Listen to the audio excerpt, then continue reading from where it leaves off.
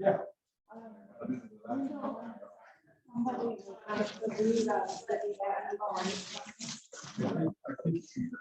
So I said, I'm not gonna, I'm not gonna be.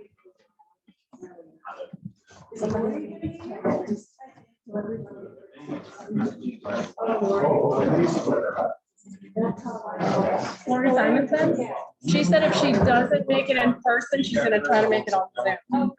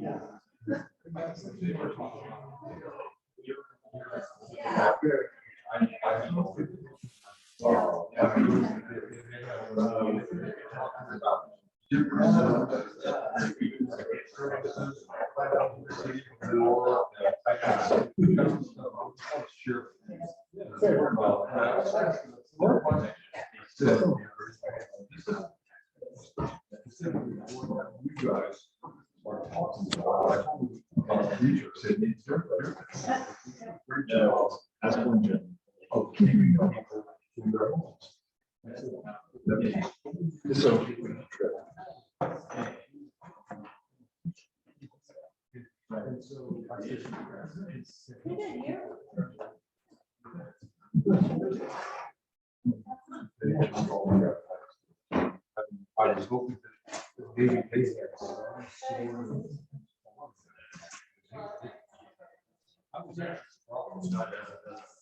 I'm sorry, you know, but I'm glad I brought up with you. Does anybody want a paper packet? Paper packet? You're welcome. Oh, really? I haven't had time to use that. I couldn't pick it up. I wanted to pick it up. So.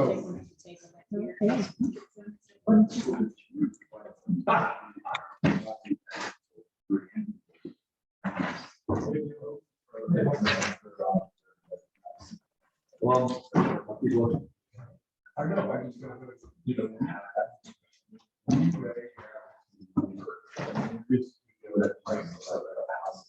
But yeah, maybe watch it. I don't know, except we don't have, you know, like I said, with COVID, we were told there's videos. Yes, I'm really great. Believe it.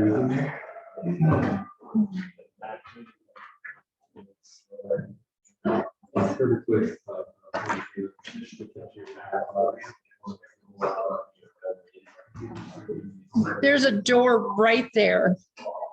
Oh, okay.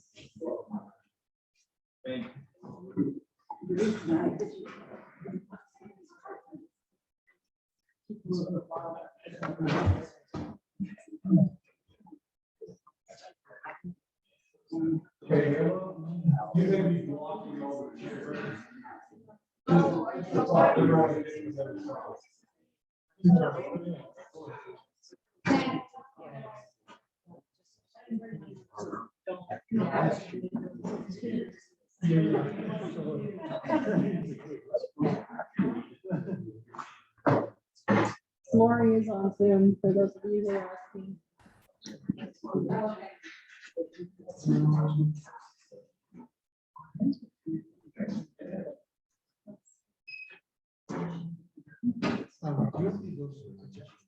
Yes, I'm going to project it. This is the TV that's working. When I try to put both of them together, they start to both flicker. Okay. And then the sound goes away. So this is, Good. yeah. Okay. But yes, I have the PDF, the new one. Then you have that. Oh, for the shape? Yes, I have the appendices. One is the one that I have in the packet. That's the one that I printed for everyone, and that's the one that I have. Okay. Oh, is that- So you want me to go? Yes, oh, wow. it's got all of it. Wow. Cool. Thanks for bringing this. You're welcome.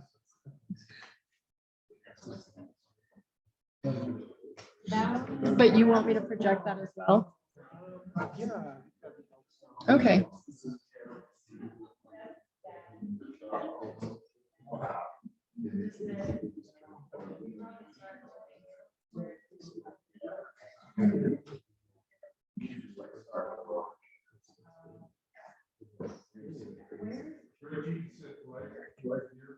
Right in front of you. Yeah. Okay, great. That's super cool. Really love that. Sit out, keep your job. Okay, I have it set up. You're welcome.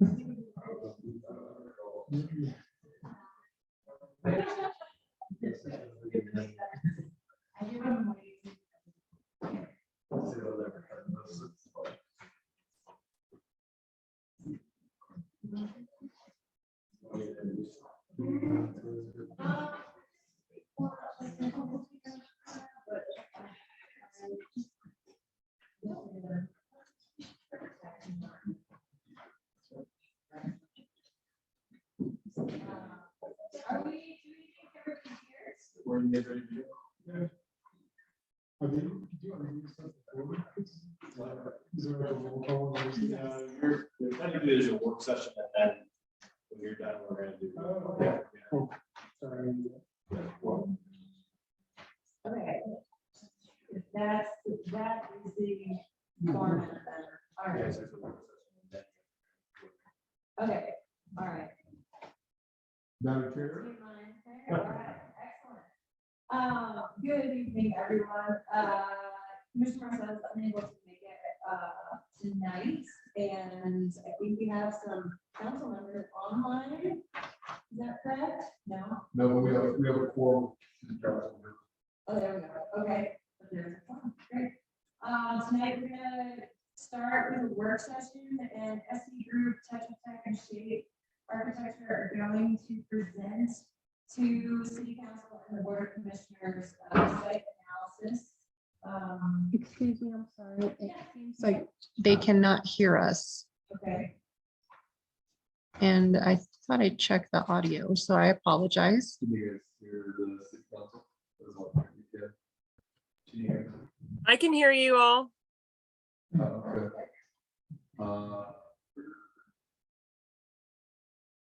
Can you hear me? I can hear you. Can you hear me? Yeah. Okay, Lori can't me- hear, let me but I try can again. hear. Could you try again, please? You should be able to hear the room anyways. I can definitely hear. Lori just sent a message that she can't hear. All right, we got it figured out. Okay, so tonight we'll open with, more of a work session format. Hey there, this is Lori. I can't hear anyone. Can you all hear me? Yeah, Yes, it's on your end, Lori. Okay. Oh, it's a little hard to hear folks who are far from their microphones, but people who are close to the mics are I'm going to coming log out through. and come back in to see if that fixes the problem. Okay, so make sure everyone's speaking in the mics, please. Thank you. All right. We're gonna open the meat of the meeting with the work session. And then we're gonna go into, tonight's special meeting with council and BOCC. Some of the items involved tonight have kind of altered a little bit and changed. We've been informed that the guidelines specifically should be decided upon by an authority board. And so tonight, this group, this council, the board is not having to make a decision on the guidelines. So we can touch on that in brief conversation. We have more things to chat about. But that leaves the city council and the board of commissioners time to appoint, decide who's going to be appointed. Sarah, can you speak more directly to them? Yep, is that better? Your speaker really close? I think so. Okay. Can you hear her better, Lori? Or are you? You're saying the mics. Looks good.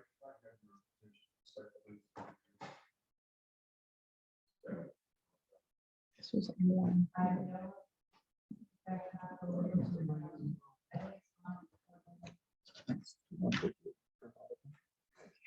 We're gonna turn up the volumes for everybody.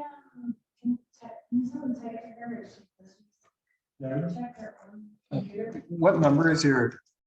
910. 910. Okay. Full blast now, and it's picking us up. Yeah.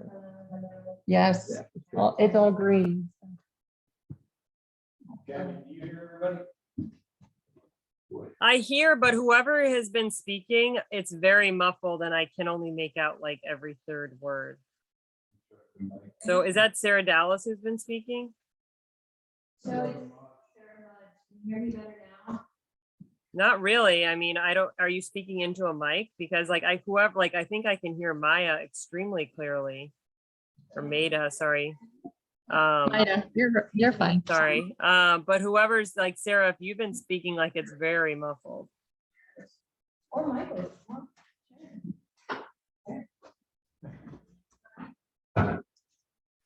this better, Gary? I mean, it's not really any different.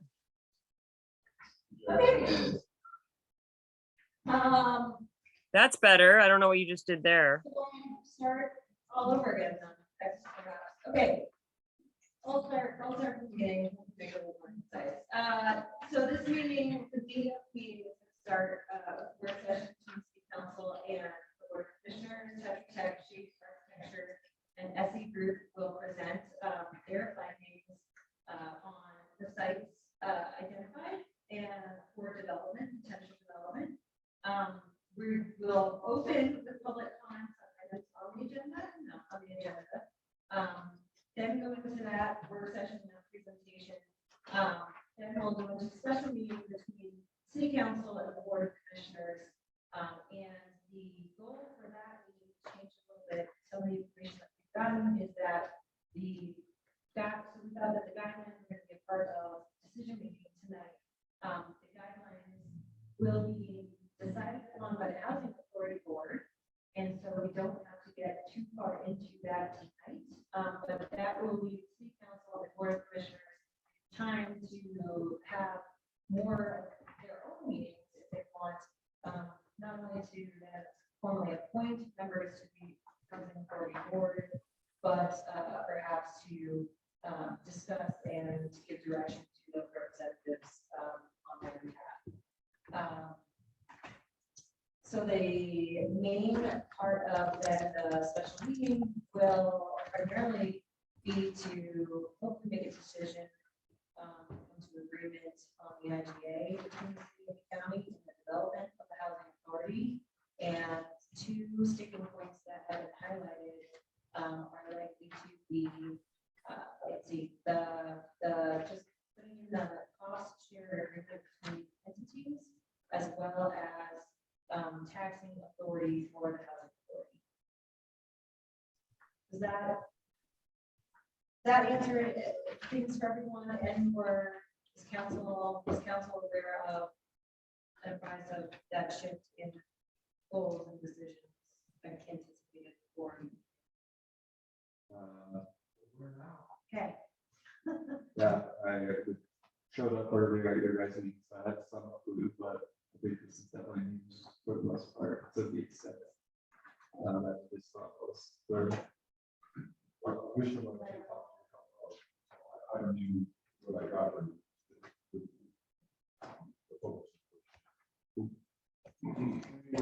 Good, yeah, I will let Michael.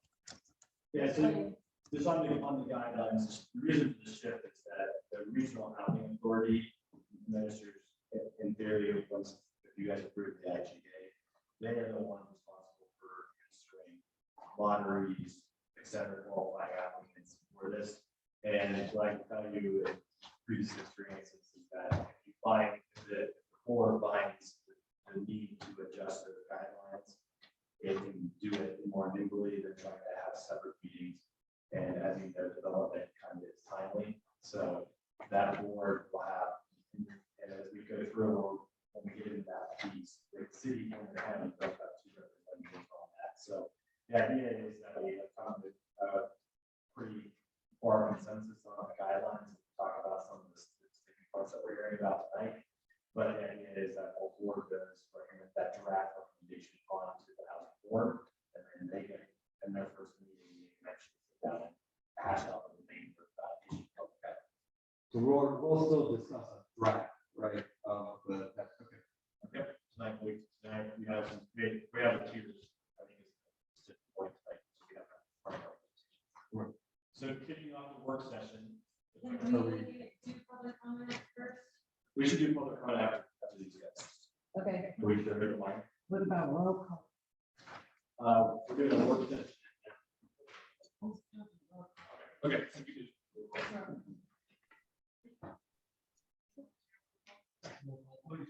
Councilmember Lauritsen. Here. Councilmember Hill. Present. Councilmember Luna Leon. Here. Mayor Pro Tem Ray. Councilmember Fergency. Mayor Lottie. Here.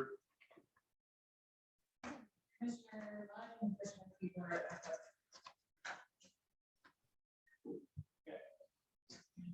So, as you know, we kicked off a site analysis in was it February with RFQ to shape SC Group and Veritech were awarded this process. The idea was to look at these sites that over the next 3 to 5 years can be developed for actual housing. Working with the Land Advisory Committee, there was 3 sites identified. Those 3 sites were then turned over to consultants, and they did an excellent job of doing 2 public charrettes, and they're about to present their findings. Again, the purpose of this is to actually go after a potential House Bill 1271, 21-1271 grant up to $1 million for infrastructure. So as you can see through this presentation, they did an excellent job of outlining the potential infrastructure costs for each of the 3 sites selected, as well as densities. With that, I'll turn it over to Bocc. Yeah. Before we do that, I just want to ask, how long is this presentation, just for the sake of anyone making full comment? Sure. The maybe should be wrapped up by 7. I think in that case, it's fair that anyone can public comment on the dealers to just do that beforehand, you know, specifically John here to get full sorts of statements. I don't think that'll be a good set of presentation. Sure. We public comments at this time, and I was not and all of the agenda. So if you want to speak, please feel free to come up to the podium, say your name and give us your presentation. The is also by the mic, so if you would like to write your name and sign it. Thank you.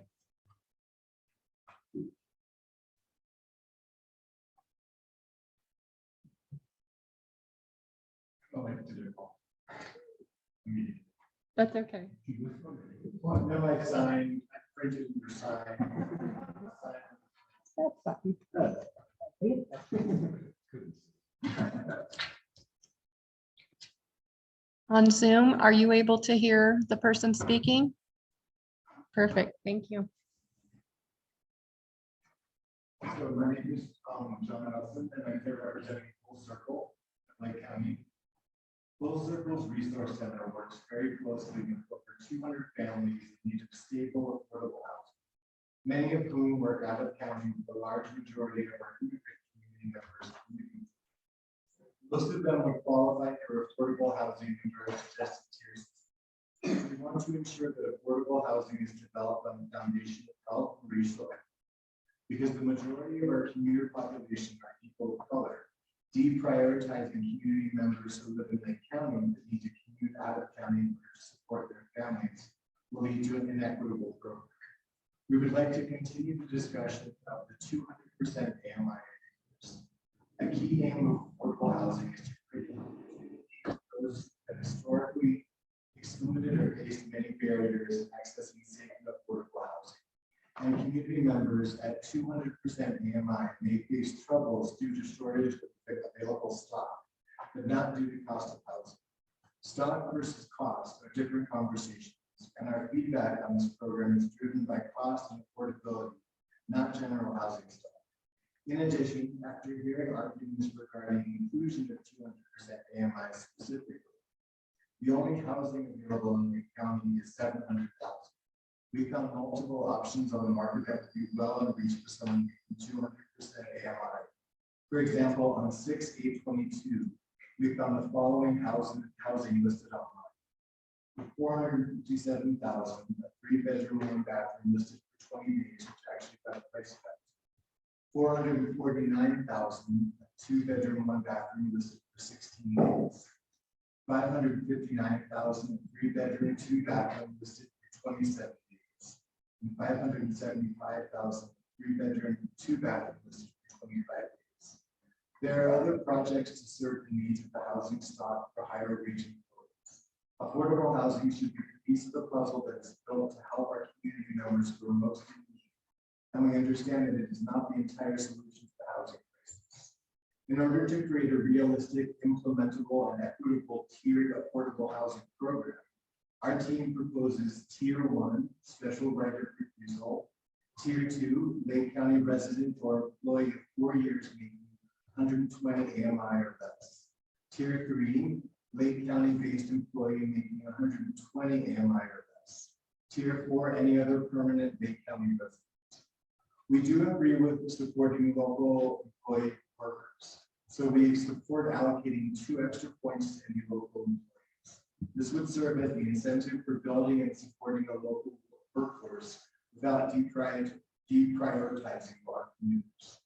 We are hopeful that this program will be developed with the equity mindset and consider our community members who may not have the ability to advocate for themselves in these conversations. This is an opportunity for the city and county to impact the health and security of our most marginalized community members. Our team would be happy to meet and discuss our perspectives and experience in serving community members who may benefit from this program. Thank you. Thank you. Thank you. I'll open it up again for any other public comment. Robert. Okay. You guys might want to check that mic that's on. A few people are texting me that that mic is not. What? Take it yourself. Apparently, this one's coming in right here, but it's also down. It's weird because all these lights are, Oh, yeah. It's, Like- I mean, it's even clipping now, so it probably sounds atrocious. So, how nice was it?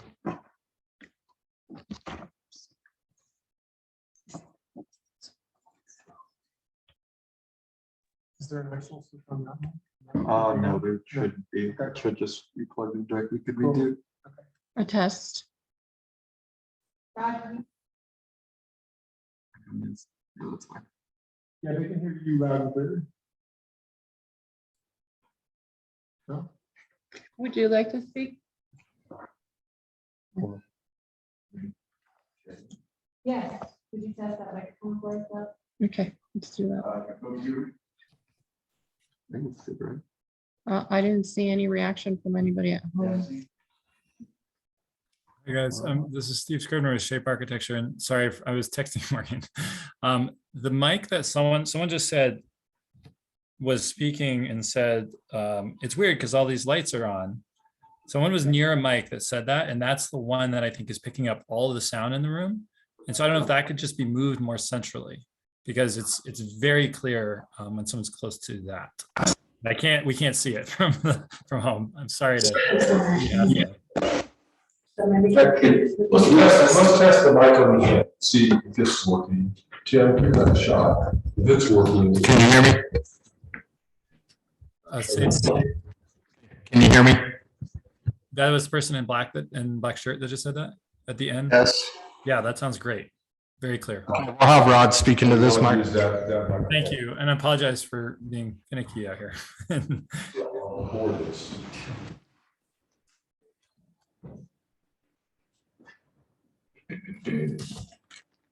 I'll leave this for anybody else.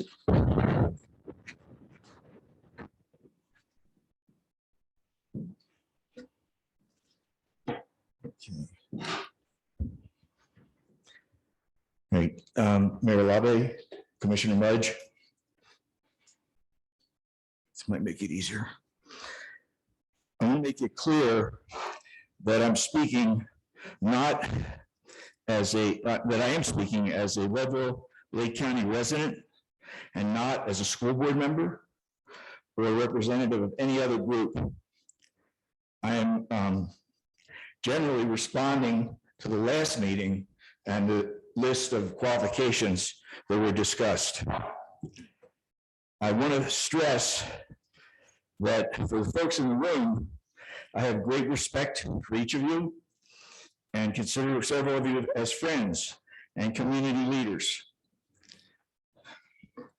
I wish to address the draft eligibility ranking system for the lottery that serves as a gateway for participation into the affordable housing opportunities. The proposed system potentially ranks a single employee working in Lake County and earning $103,000 a year ahead of a single parent of 4 who lives in Lake County but works in Vail, earning around 80% of the average income. The economic value of a Vail worker bringing his or her paycheck back to Lake County is not valued in the proposed ranking. And such preferences are built into government or private organizational rules and disproportionately impact any socioeconomic, racial, or ethnic group.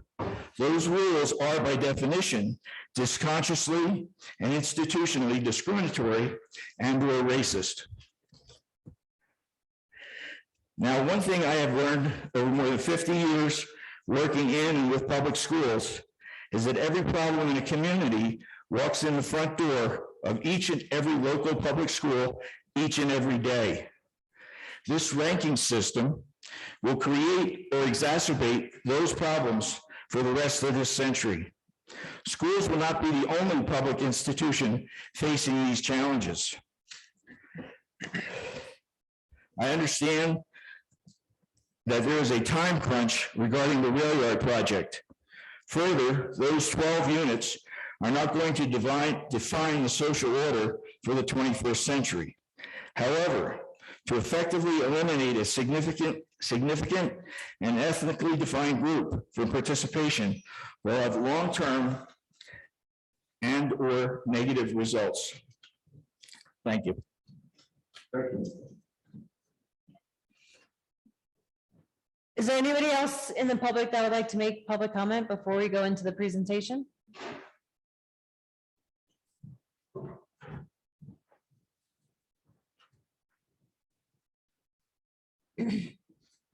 That's a tough act to follow. I'm going to talk about homelessness stuff. So take a little swerve.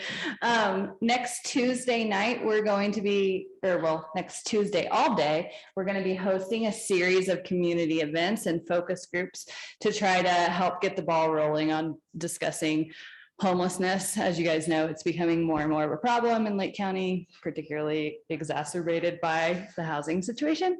So from 9:30 to 10:30 at the library, I would encourage you guys to attend and encourage you to encourage your staff to attend a discussion on what causes homelessness.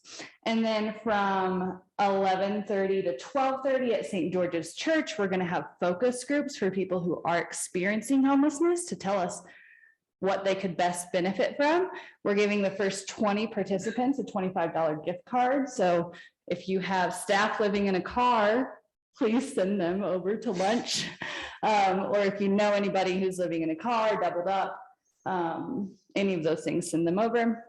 And then again, from 5:30 to 6:30 over at the library, we're going to run the same presentation and discussion around what causes homelessness. So really hope everybody can attend. And we're super excited about these events. Thank you. Thanks, Christy. All right, any other public comments before we get into the presentation? And my understanding was that we had an hour for the presentation and an hour for the work session. So I don't know if that can. I think, I don't, well, I mean, I'm not. I don't think we need a whole hour unless people have really detailed questions. Okay. Okay, Yeah, I think we could do half an hour and 40 minutes. all right. It doesn't look like there's anybody else in the room. Was there anyone on Zoom that wanted to make public comment? Anyone on Zoom who has a public comment? Okay, all right, then Morgan, take it away. Or Gabby. Can you guys hear me okay on this microphone, or should I go up there? That's good. Can you hear me? Great. Yes. Okay. Do you want me to start? Yeah. Okay, well, this is our final report, which is somewhat in a PowerPoint format. So it's, you know, I'm not going to read every word. There's a lot of meat there, but I'm going to go over the high points of our site analysis and also the public engagement process that we conducted. And I think before I get started, I want to reiterate something that Michael said, that the purpose of this project is to wrap this report and all of the information and public engagement that we, all the information we learned and the public engagement we conducted, and roll this into that big money state DOLA grant that's due in September or October. So let's get started. Can I just say next slide and then Yes. we can move on? Okay. So this project was looking at the potential for affordable housing in a bunch of different locations. And we were looking at the need for affordable and attainable housing, and that this was really a partnership approach with Michael from Scedd, the county. Jackie was very involved in this, and then a lot of different stakeholders as well. And we were looking at the feasibility of housing in different sites and kind of seeing how things would fit and how easy or hard it would be. Next slide. So we looked at some of the information that's already been done, such as it now feels ancient 2018 housing needs assessment. I mean, all of these issues are persisting, if not getting worse, since 2018. But that was a really good data set to get started with the major issues and challenges: the inadequate supply, barriers to new development. We have a pretty unique context, especially being somewhat geographically isolated from other communities. So it's really hard to there's no suburbs in Leadville, every year we have what we have. So that's very different than a lot of other places. There's no spillover areas. Pricing pressures, and then our link to our labor market and our economy. Next slide. I don't think we can go to the next slide. I don't need to tell you what affordable housing is. So what we did for this project, this was a very quick burn type of project. We had a land advisory committee, and that included key stakeholders such as landowners of the various parcels, key department heads such as Jackie from housing and Ann Schneider from land use, building and land use. We had Paul Anderson from the school district. We had the mayor from the city, and some other key players to kind of give us advice as we moved through the process. So what we first did is we did an assessment of the different sites, looked at their zoning. The engineer looked at issues like drainage and grades, and kind of looked at what was possible on the site.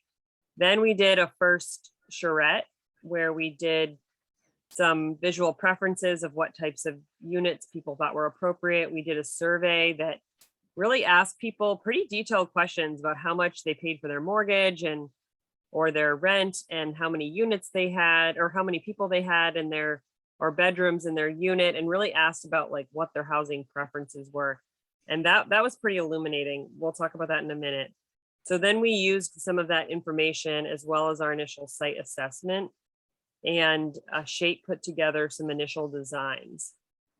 And then we had a second charrette where we put those draft designs out there for public comment and review at a second charrette. And we got some good feedback at that opportunity. And then we put everything together into a final design concept. And I just want to reiterate that this is very preliminary. There's not a lot of architecture involved. It's really what is possible from the regulatory standpoint of what the zoning says, and just sharing that with the community and looking at feasibility and possibility. There's a lot of pieces that need to happen to make this a reality, which is why we're all here together today, to keep moving that forward. But I really tried not to oversell this to the community of, hey, this is being developed here next year. This is a process. I really tried to get people educated that, please continue to push for this to happen and bring your support if you're interested. I didn't want to tell people that, there was going to be housing on East 8th Street in 2023, which I think was a really important part of this, was kind of two-way education from the consultant team, the land advisory committee, of what's possible, and kind of letting people know how hard it is to develop affordable housing, and that, we really need full participation, and then really getting detailed information from them about what their housing barriers were and what the, type of units and their wish list was as well. Next slide. So I know most of you know this, but we can do a quick overview of these were the potential sites. So study area 1 is behind the intermediate school, and that is often thought of as the Climax parcel. It's actually a mix of Climax ownership and school district ownership. Study area 2 is a collection of smaller sites up on East 8th, East 4th, and then over by Federico Field. That was considered, all of those were kind of considered parts of study area 2. And then study area 3 is a commercial parcel owned by a bunch of different owners. One is a private owner that's interested in participating. Sanitation district owns little slivers, and the county owns different slivers there as well, but it could potentially be developed as a partnership. So these were the 3 areas we were looking at. Next slide. Next slide. I already talked about the workshop, so I don't you know, if anyone has any questions about the workshops, we can go into that, but let's just keep moving. So this is a picture of some of the examples of what the materials were at the workshop. So we showed different housing types, which was, I wanted to show a mixture of things that already exist in Leadville, and then also some examples from other mountain communities, so that people could really see, you know, a duplex can look a lot of different ways. An accessory dwelling unit can look a lot of different ways. To give people some inspiration, but also saying, you know, that a certain unit type doesn't have to be the way that they conceptualize it in their mind or what they've seen in Leadville. So we had a lot of, I call this like the visual preference survey or visual preference information. People could put little stickers on like which designs or which types of units they thought were appropriate for certain areas, or that they thought fit into the Leadville context. Because I think it is important to note that a lot of these areas, maybe the study area 1 is a little bit more isolated, but a lot of them are within existing neighborhoods. You know, it's an empty block on East 4th or an empty block on East 8th. Like these are really infill type of projects. And so I think neighborhood context is really important into making sure that these potential new developments, you know, fit in the surrounding areas. Next slide. So we had a survey as part of the first charrette, and I was blown away that we had got over 100 responses. I mean, this was a very last minute survey. People took pictures. We had a QR code, so people took pictures with their phones. They sent it out to their friends. It was distributed to the entire employment group at Climax. So we had better than we dreamed of results for this survey. And it was fairly qualitative. You know, we had some quantitative information as to, you know, what people paid for their rent and their incomes, and kind of looking at that ratio to estimate their rent burden. But there was a lot of really rich detail in the write-in messages about what it feels like to have housing stress, and what it feels like to say, oh, I don't know if I can build my family in Leadville, or I don't know if I can stay here in the next phase of my life, or grow my career, or am I going to be stuck in this tiny apartment forever, or I don't want roommates and I'm 40, whatever it was. There was a lot of really rich detail about different ways people were experiencing housing stress. And then we had some other interesting information that, you know, gear storage. They're like, I don't need a big house, but I need a place to store my motorcycle or my skis or whatever. And so we got some good information there about what people really wanted from their housing. Next slide. I have a question about this slide specifically. Go ahead. The back. percentages at the more than $100,000 don't quite add up to 100%. So yeah, so the graph is complicated. You add all the purples, or you add all the blues, or you add all the greens. They don't add within the bucket. Does that make sense? No. So for example, people in that category, the purple category, housing stress, not at all. Over 70% of them made over 100,000. 15% of them made 70 to. So these are I get it. So the responses are grouped by the colors are basically representing the not at all. So basically, not at all represented by 71% of people who said not at all were at the 100%. Correct. Or 100,000. Okay, that makes sense. So they add up to 100 by color, not by income grouping. Makes sense. Thank you. Yeah, I know. It's not super intuitive. So. So after this first survey, SE Group, my team, and then Shape, the architecture team that's going to take it from here, we came up with these guiding principles of what was going to drive the site design. Density, we want to get as many units as we can. because the need is so great, within reason. Sustainability, we want the units to be high quality and energy efficient.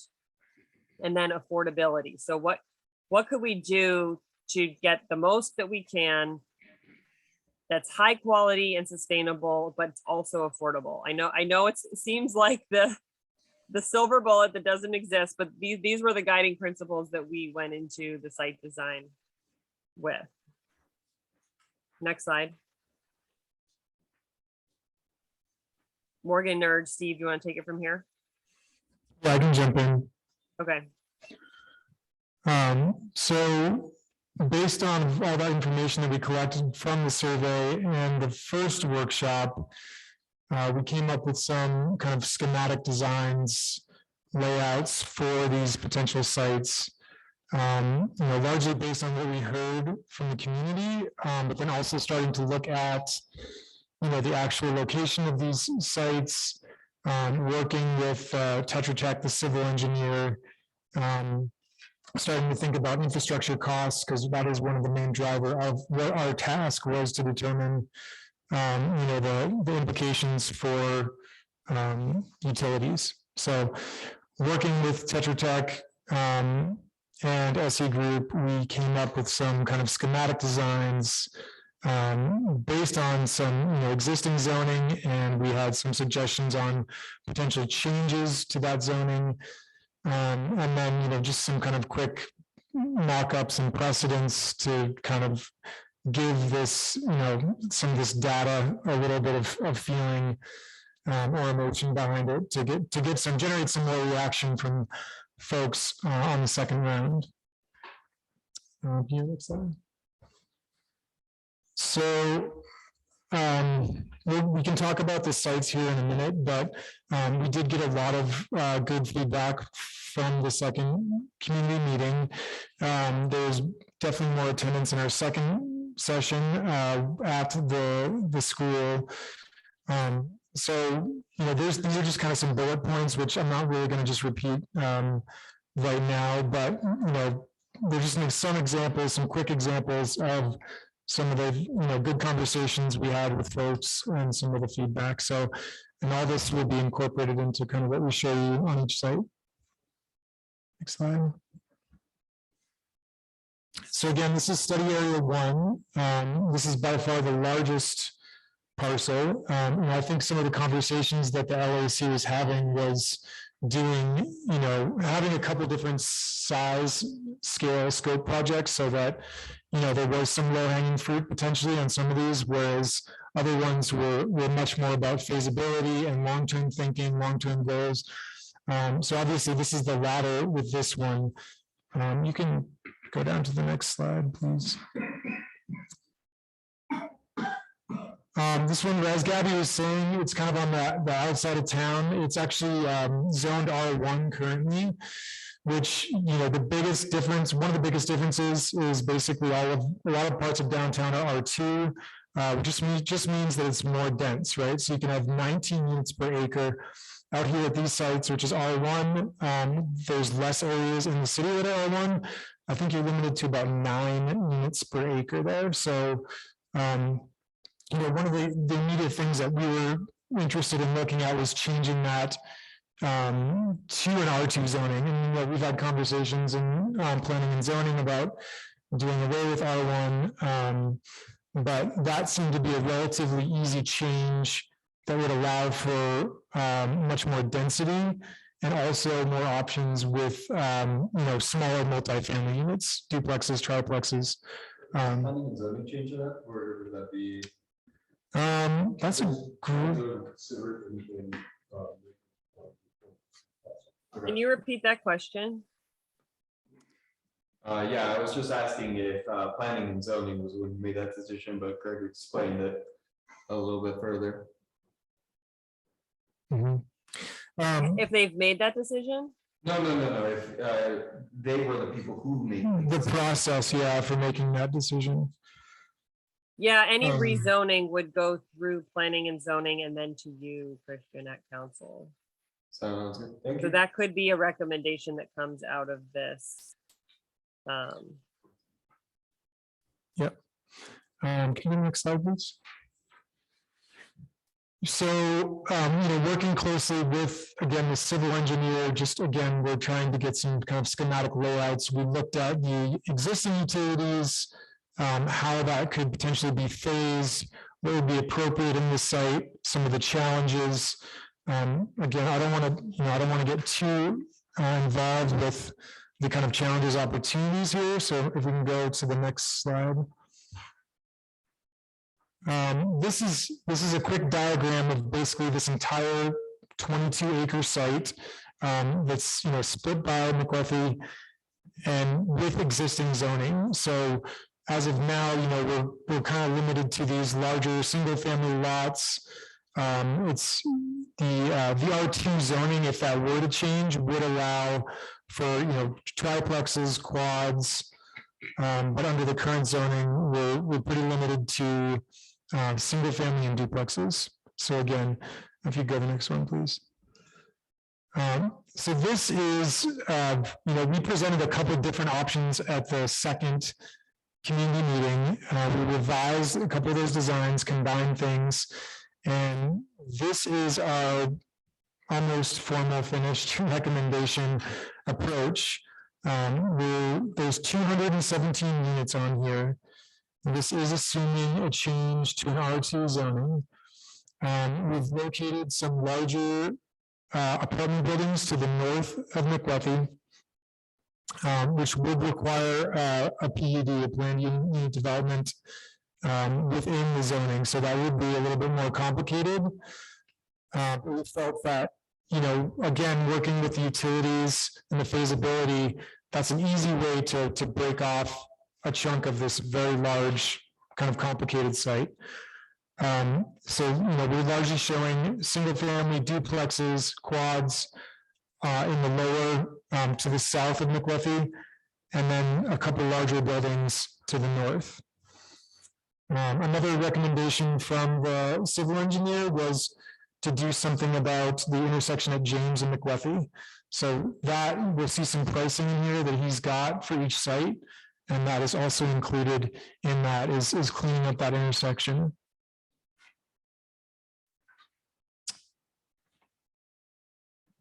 Next slide, please. Maybe we can go one more. So this is the cost associated with this site generated by Tetra Tech. That there's lots of information here, but the big number I think to consider is the total estimated cost, which is a little over $7 million. For those 217 units, it comes out to be about $33,000, which is interesting to see based on some of the other sites and how that correlates. So, what are we getting in our community for this investment? How many housing units are happening? So, in conclusion for this one, I think R2 zoning would be super appropriate. Within the R2 zoning, there's a conditional use approval for triplexes and quads. We've kind of talked about having those just by right, versus having to go through that kind of process for the conditional use every time that those triplexes and quadplexes came up. The street configuration would definitely be a thing to look at. And there's definitely opportunity here for feasibility. Again, we didn't have a lot of time to put into this, but with the existing utilities that are in place and the size of the property, there's lots of opportunities to phase that out. Any questions on site one? Okay. I also just want to chime in and say that, the school district piece is on the other side of McWethy and Climax owns one side. So we did take into account that they could be developed separately by the different owners. If a bigger partnership cannot be figured out, because we know how complicated that is. So we did want to keep that in mind that even though it's one big site, in some ways, it's also two smaller sites next to each other with different owners. We wanted to allow them to operate independently to some degree. Do you consider ingress and egress on that site for the apartment buildings on the other side of the question? Is that not part of the plan? That, we didn't really get into that level of detail, but yeah. Yeah. It's a good question. Okay, site 2A. Could you go to the next slide, please? So I think this site was probably, I'm just going to make an assumption here, was grouped with the other two for a couple of reasons. Their R2 zoning, like the other sites on the east side, they're kind of on the fringes of the very kind of established kind of in-town grid system. This site is about 2.5 acres. I think it's pretty interesting just based on the kind of size and geometry, and I think it's got a lot of good opportunities with its adjacency both to the kind of the fabric of the town, but also the high school and the hospital. So yeah, we basically proposed, actually, could you go down one? What we're proposing here, one more, sorry, is basically using the existing zoning. I think that's one thing that our whole team was surprised at, was that the R2 zoning does allow a good amount of density and does give you some flexibility of unit types, especially with what we're talking about here, what's appropriate for size, the benefits of density, smaller units, that type of thing. So there's a lot of good things going for this site. It's one owner, it's the Lake County School. It's got a favorable zoning, and based on where it is, it's not trying to, based on all these triangles, it's not trying to conform as much with like other sites might have to. So we tried to respond to that context, locating some larger buildings to the north, closer to the hospital and the high school. There's some quadplexes up there that we're showing. And kind of as you move south, the units kind of get a little bit smaller, both in, they become duplexes, but they also become smaller units, to kind of work better with those existing neighborhoods around there. So again, the zoning here allows for 17 units per acre. If you could go down one. And then maybe Sorry to one jump more. in, that zoning Yeah. allows for 19, but that is 19. about 17 units per That's right. acre. That's right. Certainly a higher density or larger units could be proposed. I think this is a good starting point for the infrastructure costs and getting that in, and then it could be developed at a higher density, but that's kind of a good level, we thought, for contextuality and meeting existing zoning. Yeah. So here the rough cost for that development was around 1 million, which also correlates fairly well with what the outline of this grant is. And again, we're getting, we have 17 units here, and that you can see the cost per unit, which isn't a fantastic metric, but it is lower than the previous example. Any questions on 2A? Okay, It's a total of 46 units? it's a total of 17 units. Oh, no, I'm sorry, that's not wrong at all. No, that's not right. It's 46 residential units. But we're at 17 per acre, and the cap is 19. Oh, okay. 46, my apologies. Okay. 2B. Good on one more.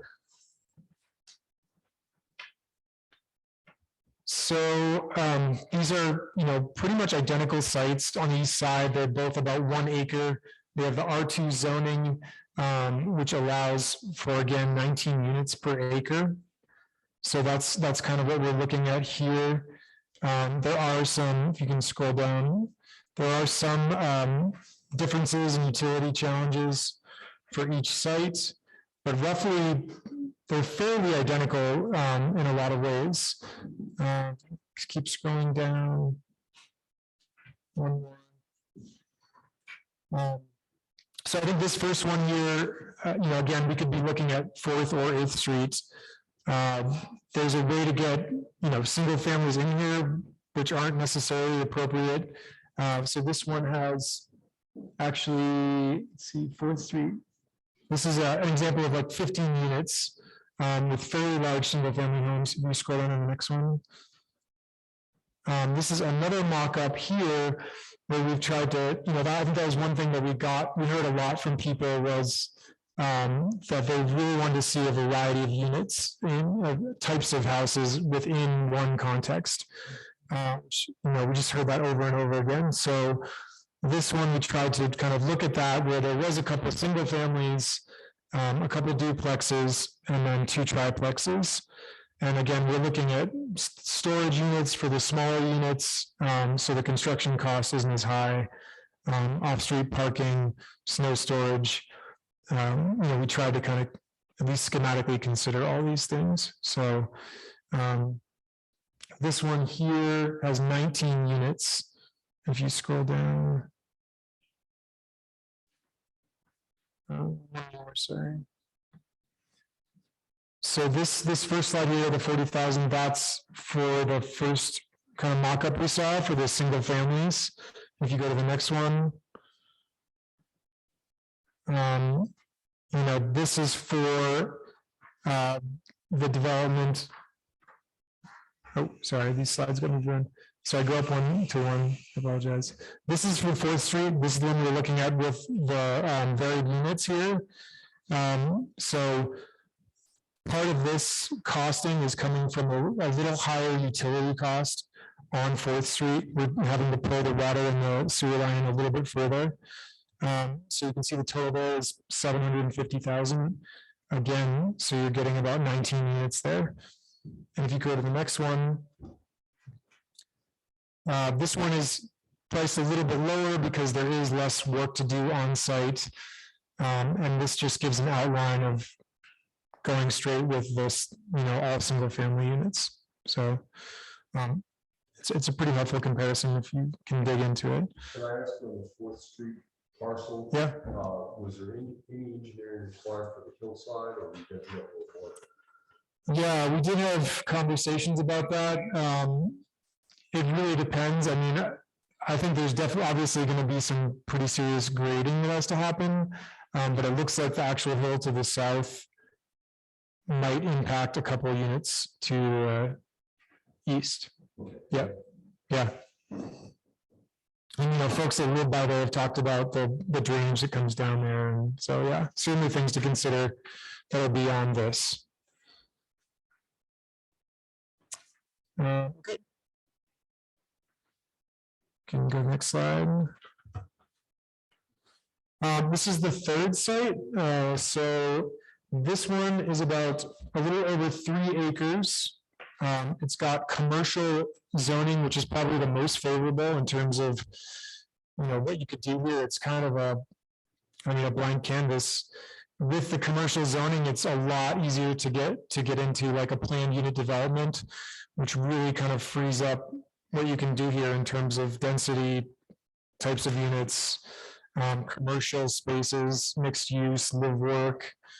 There's kind of a lot of possibilities here. So I think, one of the challenges with this site, if you go to the next slide, please. I mean, really, there's kind of 4 parties at play. There's private ownership. Again, there's sanitation off to the left here. There's a couple of parcels to the east that are owned by the county commissioners. And there's a right-of-way where Front Street actually stops. And there's a large swath of land there just to the north of Highway 24 that, could or potentially should be vacated as part of that site. So I know there have been conversations about that. So with all these parties combined, it's actually a pretty favorable site.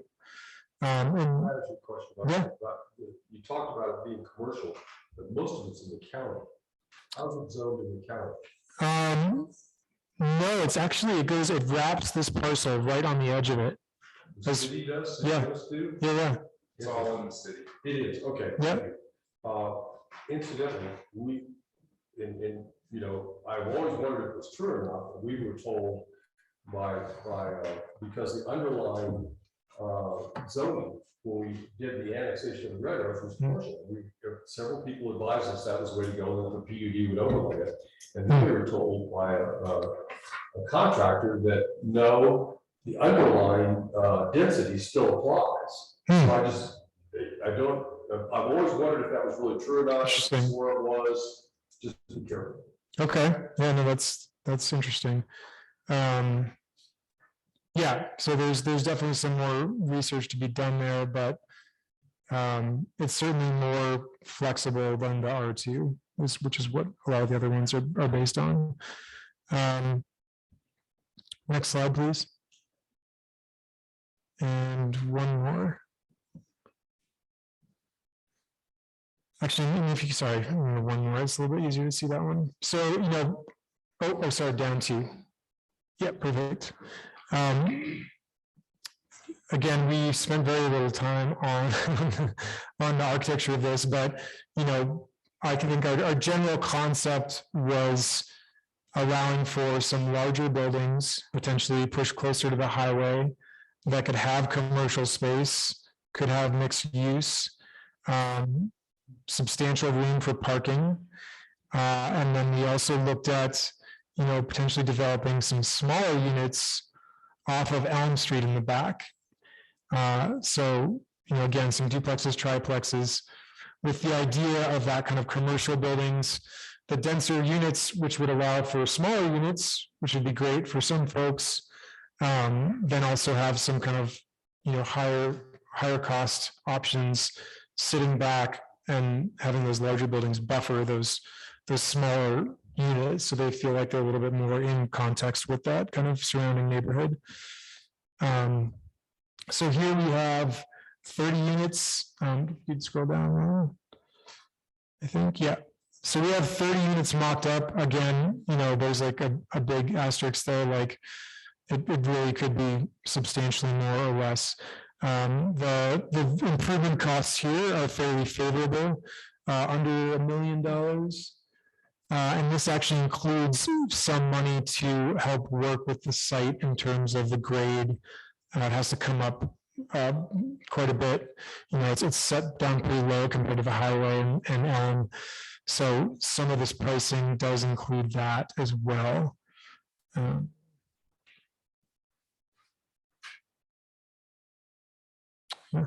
Next slide.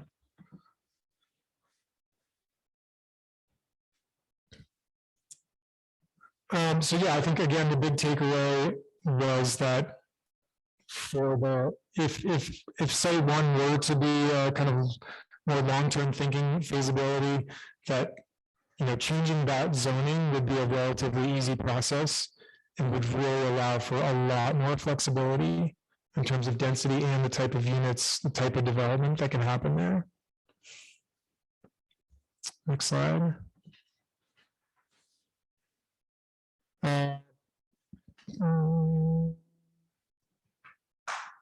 There's some more kind of specific recommendations that we have for each site, things that would have to be considered to, take the next step with this kind of grant process.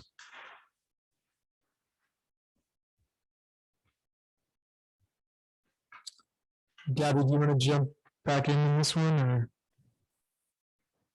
Sure. So at this point, we're really handing it back to Michael at Scedd, who's putting together the grant application over the summer and using this report as one of the main kind of pieces of evidence in the grant that we've done our homework. We have a bunch of feasible sites that are shovel ready in a sense for infrastructure improvements, and that we've done research into how to be competitive for the grant, which is under this House Bill 1271. And that if there's any changes that are needed on the zoning and regulation side, that we're working through those to make sure that they're in place should one of these sites be ready or become available. So that's where we're at, is that those are the next steps. You know, there's a lot of partners that still need to continue to collaborate. I think in order for us to put our best foot forward for this grant effort, we can't look away yet and hope for the best. You know, we really need to keep moving there. And then if we get the grant, to make sure that we pick the site that we think would be the best first step, and to continue to collaborate and partner with each other. I mean, in an ideal world, all of these sites would be built on in the next 10 years. But we're trying to be strategic for this big first grant opportunity. We were thinking 2 years. What? 2 years. What's this 10 years? We'll have that money spent renewal by 2024. Okay, you want to try voting just to see if it's working? Gabby, can you hear me? Yeah, just can you speak up just a little bit? It's probably that one, yeah. So thank you. You guys have it. So the only thing I'd add to this is that at this time, you know, we would like to start working with the city on the implementation of qualified strategies that are part of the DOLA grant. And so as you can see in here, there's some recommendations that are in this report that we'd like to bring back to P&Z that would ultimately make it their way to council. So with the council's blessing, we'd like to kind of pick that process up and try to find some slots in July or August to sit down with P&Z. The one that wasn't really discussed on here that I think is really critical too is what I would call as a subdivision exemption to create townhomes. And so Morgan, maybe you could go to like one of those smaller sites designs. Yeah. Like, I'm sorry, you go back like. Yeah, like the east side. One more, keep going. Well, those triangle sites in particular. Yeah, it's probably most appropriate. Yep. So keep going. So what's really critical about that right there is perfect. Yep. That either one of those is fine. One of the things that's missing in your code is the ability to create subdivisions, townhomes out of parcels, and without going through a major subdivision process. When you go through a process to get approval for this in your current zoning, it's a conditional use, correct? You guys looked at that, right, Gabby? Yep. What you'd want to be able to do is to allow for the creation of a plat that subdivides through a 2-hour party wall that creates individual units. And by doing that, what you do is you allow access to single family home financing for someone that's potentially purchasing a duplex or even a fourplex because they're through common walls and they actually own the dirt underneath versus a condominium. That's really important when they go to access financing as a buyer, because the terms for a single family home versus a condominium are much greater, especially now that we're seeing really high rising interest rates. So that's one of the processes that we'd like to look at. And then another one I think is also one of the qualified strategies is the use of underutilized commercial property for housing, which would be a site like we looked at the third site. And so looking at how we can create a resolution and looking at the availability of those right of ways and looking at how the council can put an affirmative resolution forward that would count as a qualified strategy around underutilized commercial real estate for housing.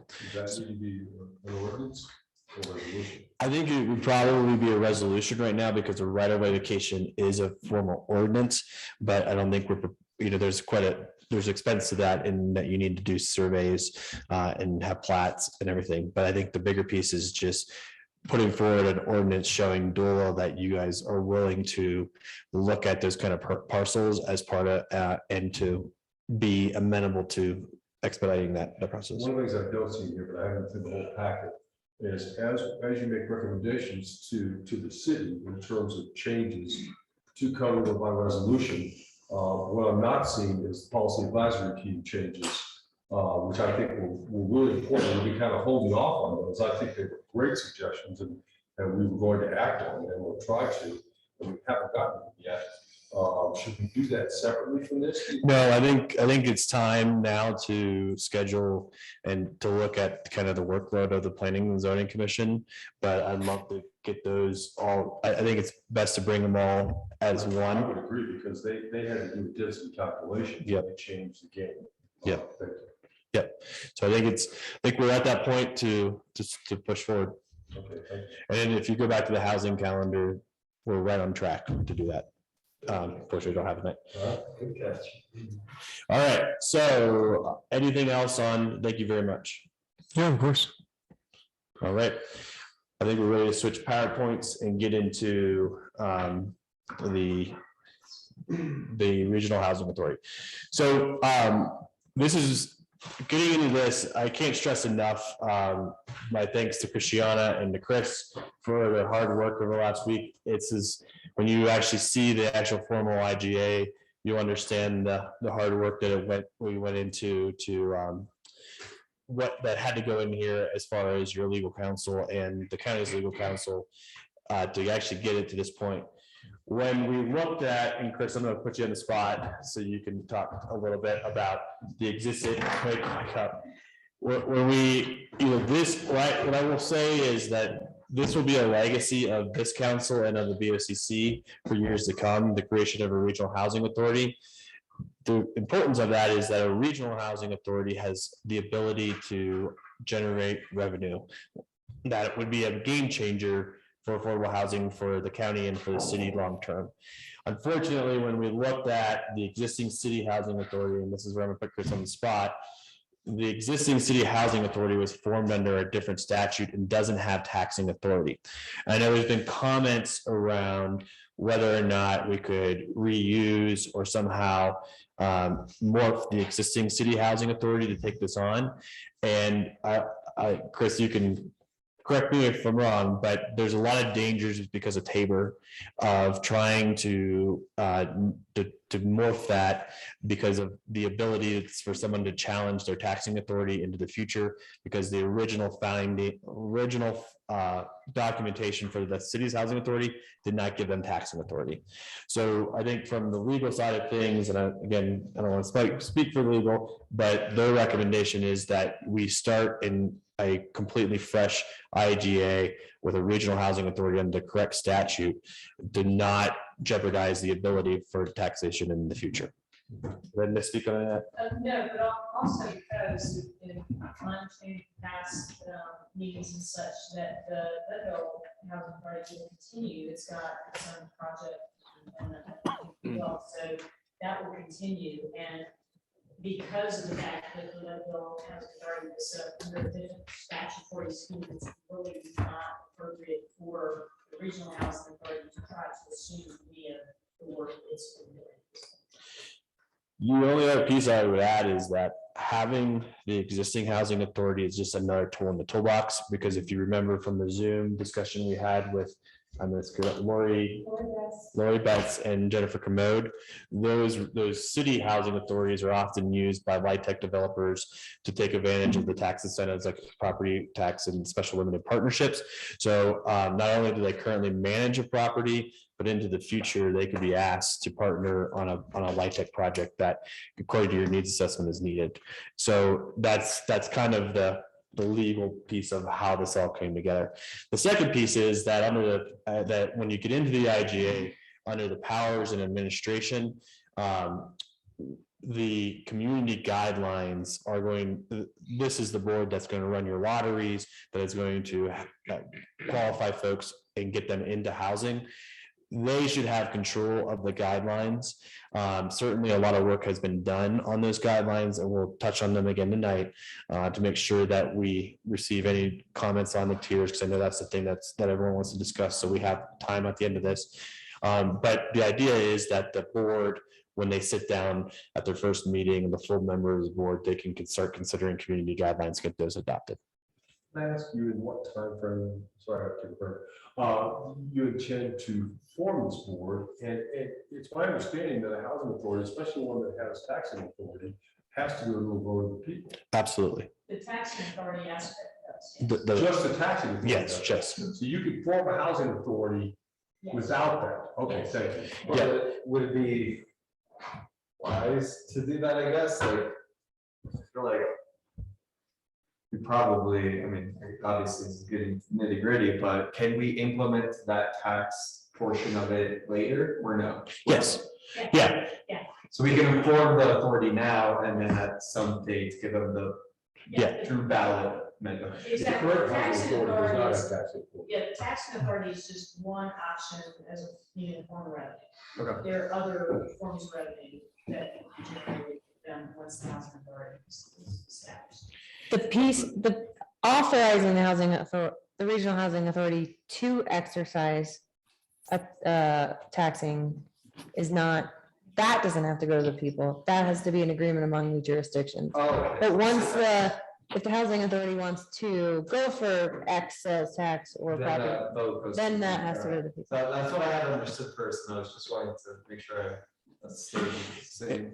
That sounds like a good thing. So then the next, Sorry, an additional clarifying question. My understanding is that you can't go back and revise the authority. Correct. So you have to, so if you want the housing authority to ever have taxing authority or other powers, yet we have one bite at the apple.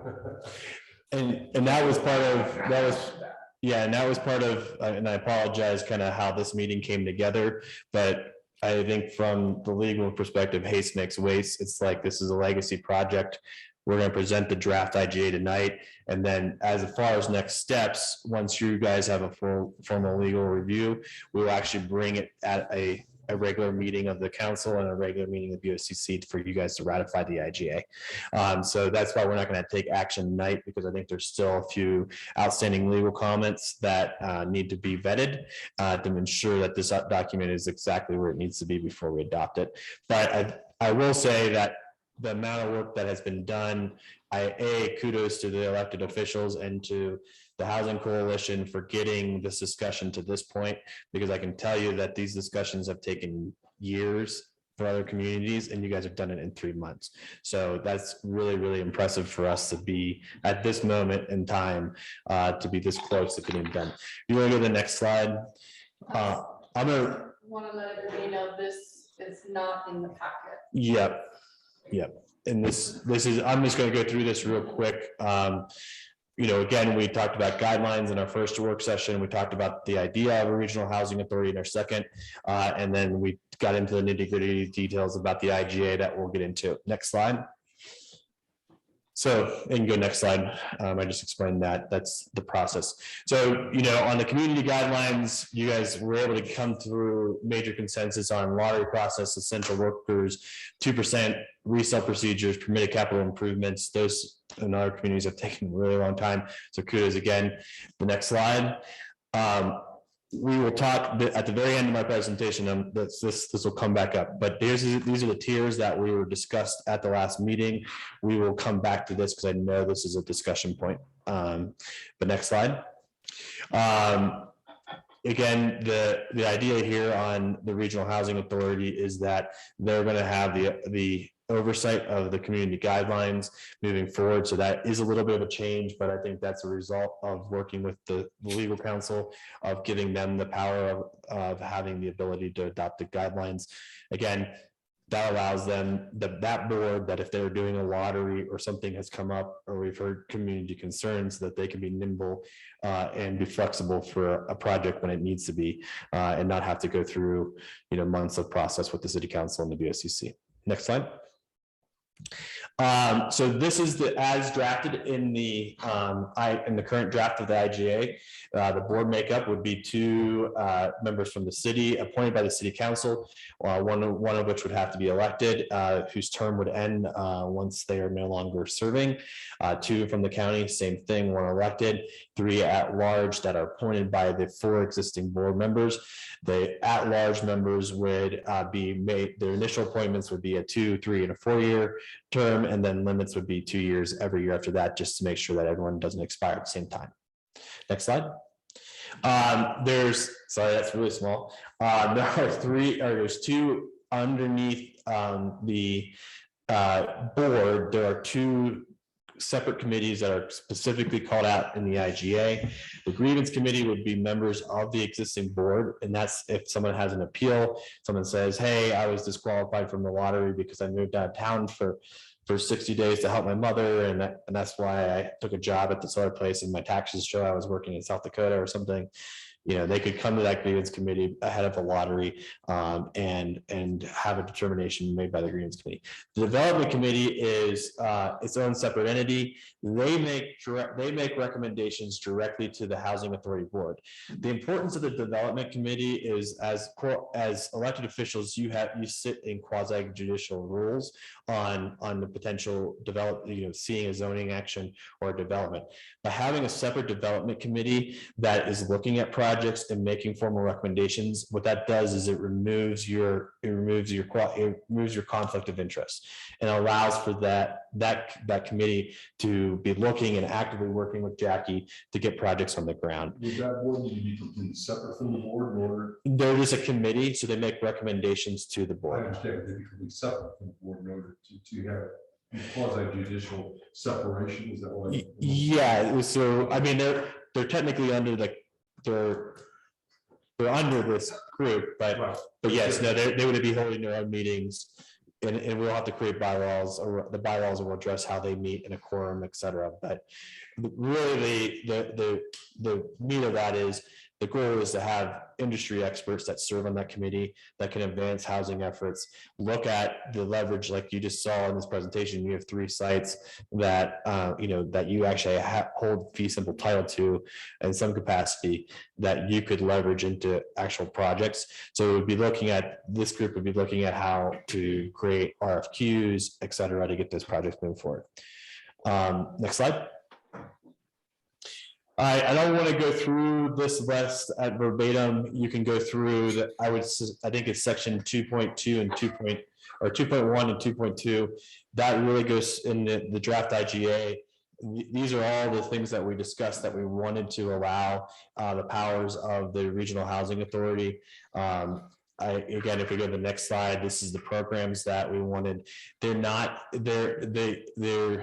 as we reviewed with the BOCC this morning, they're not inclusive. I'm saying that wrong. Exhaustive. Thank you. Exhaustive.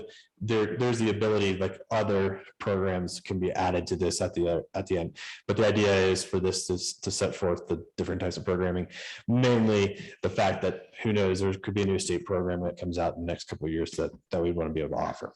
Could you describe the word of use of rehab?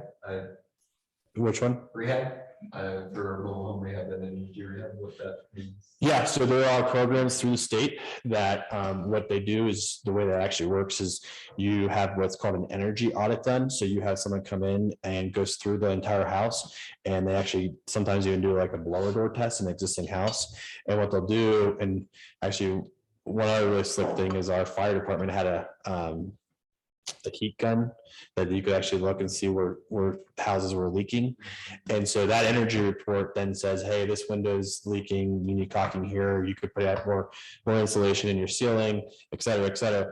And the program then, if you're depending on your income, could actually qualify you for a grant to have all those improvements done. Cool, thank you. Yep. And that grant can also supply you with appliances, including furniture, right? Yep. Okay. So it's actually a really cool program, especially,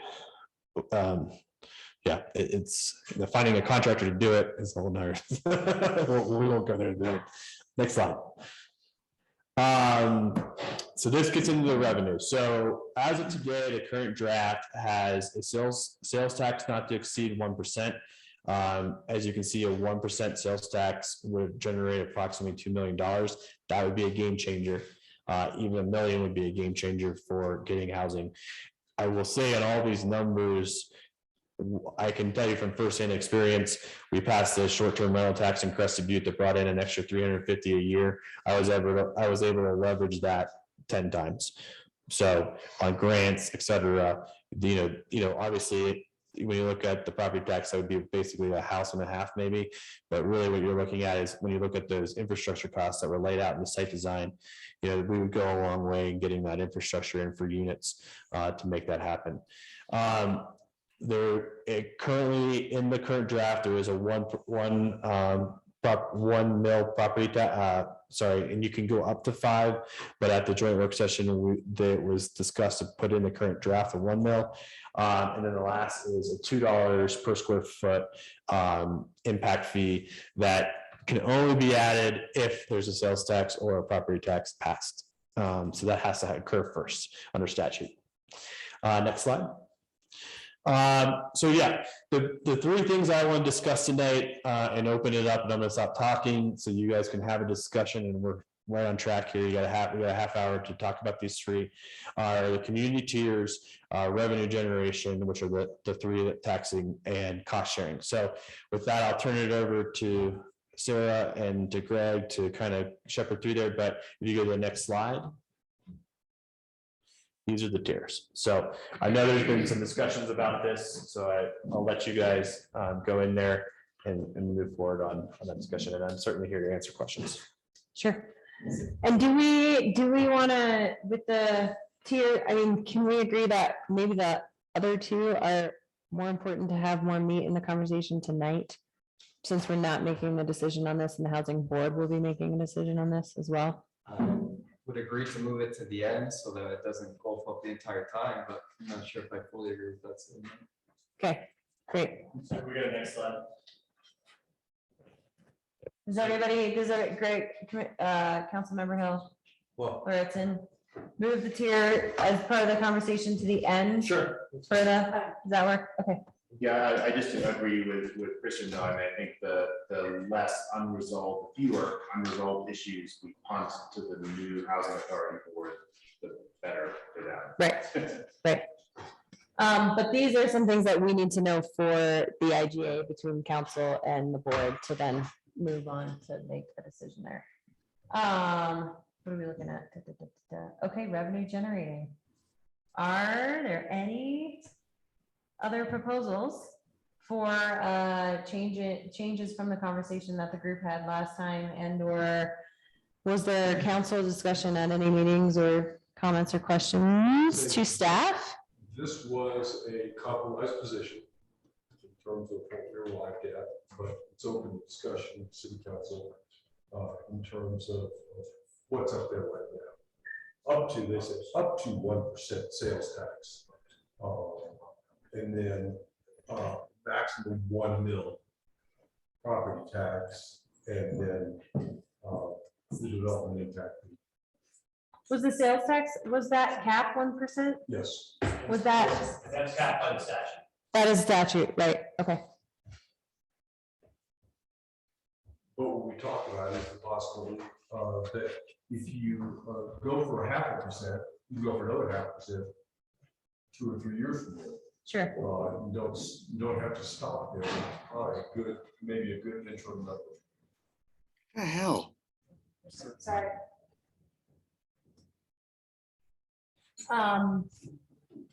So there was no other discussion on these. The board had a discussion earlier today revisiting the property tax allowance. So I mean, we didn't have a discussion since the joint work session. Okay. So this currently doesn't allow the property tax, right? It does the 1 mil. Goes up to 1 Property mil. tax up to 1 mil, and statute allows up to 5. Yeah. But we compromised to have it 1 mil because it wasn't really a popular position to raise everybody's property taxes. This would not be all, it could could be any part of these.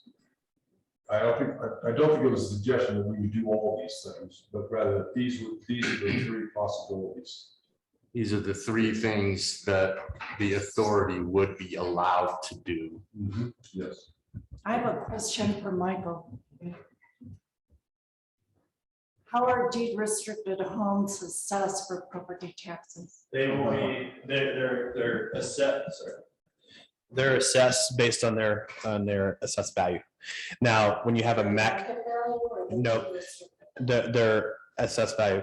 The property owner, what I'll tell you, is responsible that when they get the assessed value of their home, what we did all the time was we produced a letter that said this is their max value, max sales price value. So houses are being assessed, like for instance, in Crested Butte at $800,000, but their max sales price was 300. So the city would issue to the assessor's office a interpretation that says, per the recorded deed restriction, reception number, blah, blah, blah, blah, blah, their max value of their house is 300,000. But they had to come to the city and get that, or the town and get that, and then they had to go through the formal process to the assessor to do their appeal. Yeah, I don't have a lot of confidence in that process. But yeah, the thing is that when the property, when they first get it, they should get their max sales value. So they have that in their records. So then they have to appeal every year? No, what I can tell you from my experience is once the assessor has that, then they set that and they make in their database, they say that this is a deed restricted property. Because the deed restriction then starts to show up on the real property record. Yep. I personally am good with those three things. How, we have now in city code, in addition to what's in county code, the school impact fee. How would affordable housing, affordable housing development, would it have the same, have to go through the same negotiation with the school district over the school impact fee? Yeah, your school impact fee, unless when it was adopted, unless it was explicit, which I'm guessing it wasn't because you didn't have affordable housing. So no, they're subject, so the developer is subject to that. And there's an argument to be made that even affordable housing has an impact on the school. So now Chris, you can correct me if I'm wrong, but I do believe the statute does exempt deed restricted housing from the actual impact fee if it's adopted, as written on this screen. So the state statute does allow you to do that on that. You might want to hang with Okay.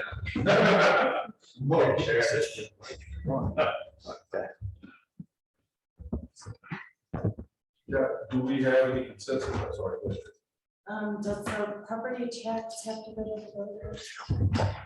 Or is Yeah. The housing authority will go to the voters to levy a potential property tax or a sales tax. And but not the impact. is the impact fee, I don't remember how the impact fee works. It essentially says that if it has essentially levying of any taxes or development impact fees, then it would be prior to this a condition of levying any such taxes or fees. You have to have the resolution for it. Do you need to have one of the sales tax or the property tax already triggered to then impose the impact fee? So Chris, you can correct me if I'm wrong, but I believe the way the statute reads is that you must, before you can adopt the impact fee, you must have the voters must have approved one of the two. Yes, that's what I was trying to find the actual language. So if the voters approve the sales tax, then you would have the green light to assess a development impact fee. Correct. Necessary, right?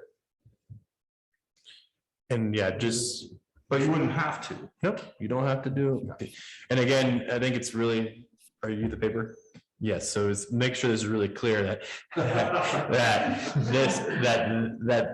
this is just giving the power to put this on a ballot. This isn't giving them the power to actually levy. So voters would have to approve this.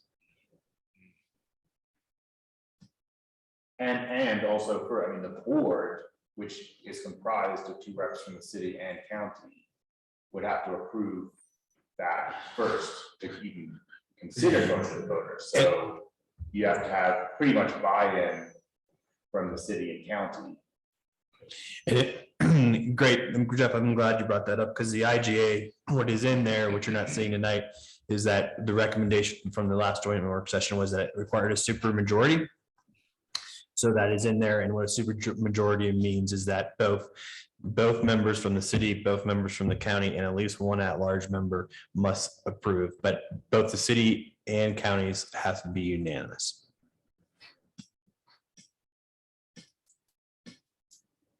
I'm okay with it. I'm okay with it.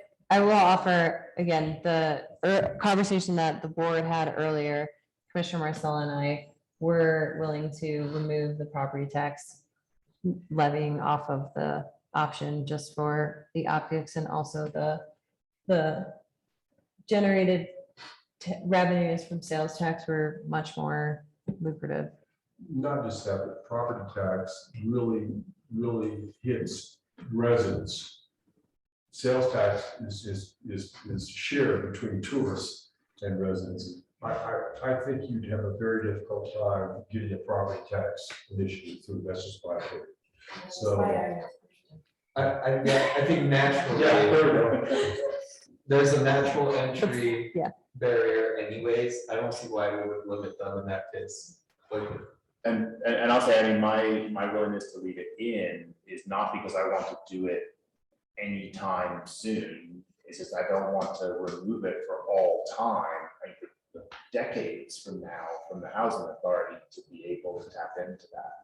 I fully agree with that. Yeah, I would just as soon leave it in, give them, I mean, not take the power away from them.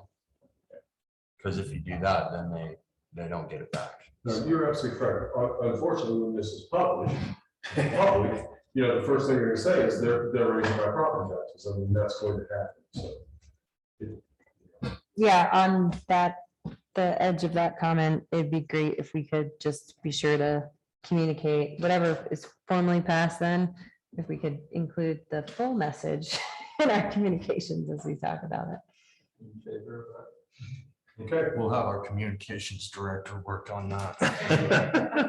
And we'll direct all comments to Greg. I'm forwarding my phone to Tim. Lord, You still there? Awful quiet. All right, if we want to go to the next one. So let's go back, that has that typo, that I have residents of voice for the, so she's got to go. So did you want to talk about revenue sharing next, or? Yeah, let's talk about that and then do the guidelines at the end. Should be the last. Yep. I'm going, go all the way to the end. Go all Oh, the to way the end, you want to go. So Because that's the original. if you look in your current draft right now, there's the revenue sharing is basically blank for the contribution from the city and the contribution from the county. You know, obviously this, for until a revenue source is passed, you have a need to fund the regional housing authority, at least to the tune of having a staff member, which is your executive director. As the regional housing authority gets established, like the programs that are all listed, a lot of those come with the ability to generate their own revenue, and they also come with granting resources that help to pay for staff to administer. But the fundamental staff person that is probably not going to be covered by any grant or operation is the executive director. You currently have an IGA that funds, between the city and county, that funds that executive director position.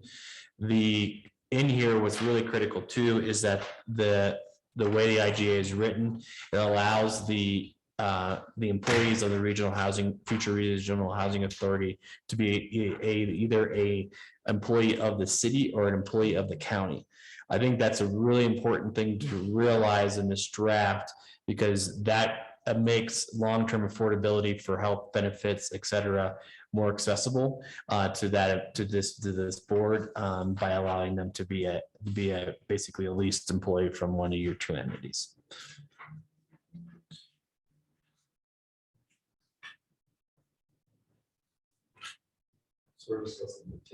No. So I guess what we're looking for tonight is some direction. What we need for the draft is some direction on, do you want to look at the existing IGA that you have with each other, funding the executive director position, and start with that as the cost basis of sharing? Here's my comment about the IGA. I received this when I walked in the building tonight. Yep. I haven't even had a chance to look at it. So do not expect me to comment on any of this until I've had a chance to read it and think about it. So I have no comment on anything about the IGA. Okay, fair enough. In terms of what you're looking for tonight, in consideration of what direction we want to go with the IGA, give us a list of what you're looking for. Simplify it for me, because I think we've gone through the list tonight and at the previous discussions. So the biggest thorniest issue in the IGA is the revenue discussion that you just hashed out. So you said you referred to another document that I'm not sure exactly what that is, and what are those percentages? So that's the IGA for the executive director. For the housing director. Yeah, for the housing Oh, director. okay. Yeah, Okay. that's the one that's already in place. Gotcha. So remind me what the percentages are. 66 from the city, 33 from the county, the 66. Well, that's not quite correct, but Well, I to mean. say the payment, if you're talking about the payment amount. Now I understand. Okay, so it was a third from the county, a third from the city, and a third from the 2A funding. Right. Now, 2A funding would not apply here. Why not? It could if there's any money left. I mean, I don't know. That's a good discussion to have tonight. It's possible. Wouldn't My expect- my rough calculation was after everything's considered, and of course it's speculative, we don't know. Well, I thought there's gonna be about $59,000 left to use for housing purposes after all of the considerations, tourism panel, Jackie's salary, all those things. So maybe we have $59,000, but is that enough? What? To be a third of the salary of the executive director. For the executive director of the housing authority. Isn't that Jackie? No, well, no, We're gonna Jackie have housing. two housing. No. The idea, sorry, let's reframe. Let's great question. The idea is that Jackie is being transferred to be the director of the Regional Housing Authority. Oh, she is. Oh, sorry. I misunderstood that. I didn't know that. Congratulations, Jackie. And our condolences. Okay, I'm sorry. I got you. Yeah, no, you're not. Yes. It doesn't have to be a complicated conversation unless the city plans to do something different with No, 2A or. No, I didn't realize that was the intent. I'm sorry. That's And okay. so then the funding's already in place. It's already in place. So do we put in place right now the existing structure No, or do we? no, we're not talking about any IGA stuff tonight, putting in place, because we just received this and we haven't even had a chance to look at it. Okay, well, I thought that council had got their packet a while ago and I thought that No, because I we looked, got it tonight. city council had. In the building. It might be because it's a different, the first version went out earlier than. I never Christiana. received any version. And I can't speak to that because. And I'm just saying, I can't talk to this tonight because I haven't even had a chance to read it. Okay. Well, So Eric, if I can, areas to think about, when I have your ledger, would be how, so we talked about the revenue streams for our regional housing authority. How we're going to get staff for the regional housing authority, right? Because there needs to be a vote for people for it to start. that's kind of where the discussion is now, or what you guys would like to do in the future. I thought that was 7. Or we just. It is settled for the housing director. If we're mirroring and it's the same person, I would just tell you, even though we have an MTA, in principle, I can agree that we're gonna keep the same formula. So I'm good with that. Okay, we'll put that in the draft. Yeah, And they it'll be were done. specific of the housing director position, new shifted position. Yeah, executive director. Yeah, the idea is that hypothetically, once this is adopted, your existing IGA for the executive director basically becomes this. I'm okay with keeping it. Okay. Pay structure. I think that that direction right there gets us substantially down the road so that when next time you see this, there's no blanks in the draft that you just got tonight, which is that was the only left blank that we weren't prepared to insert anything in. So Chris, I think we can get that in there. And then we might have a recital or something at the beginning of this all that talks about the existing IGA. I would say this, it's in the budget for 2022. So not an issue. If the salary changes, it change in 2023. If it change for any reason, and assume it'll change some, then that would be a 2023 budget consideration. Does that make sense? Thank you. Okay. All right. So yeah, I think the last thing is the tiers. And so this is So that's the one that has the typo, has resident, so we go to the earlier one. I can't. Go forward 3. That's it. Yep, that's right. There you go.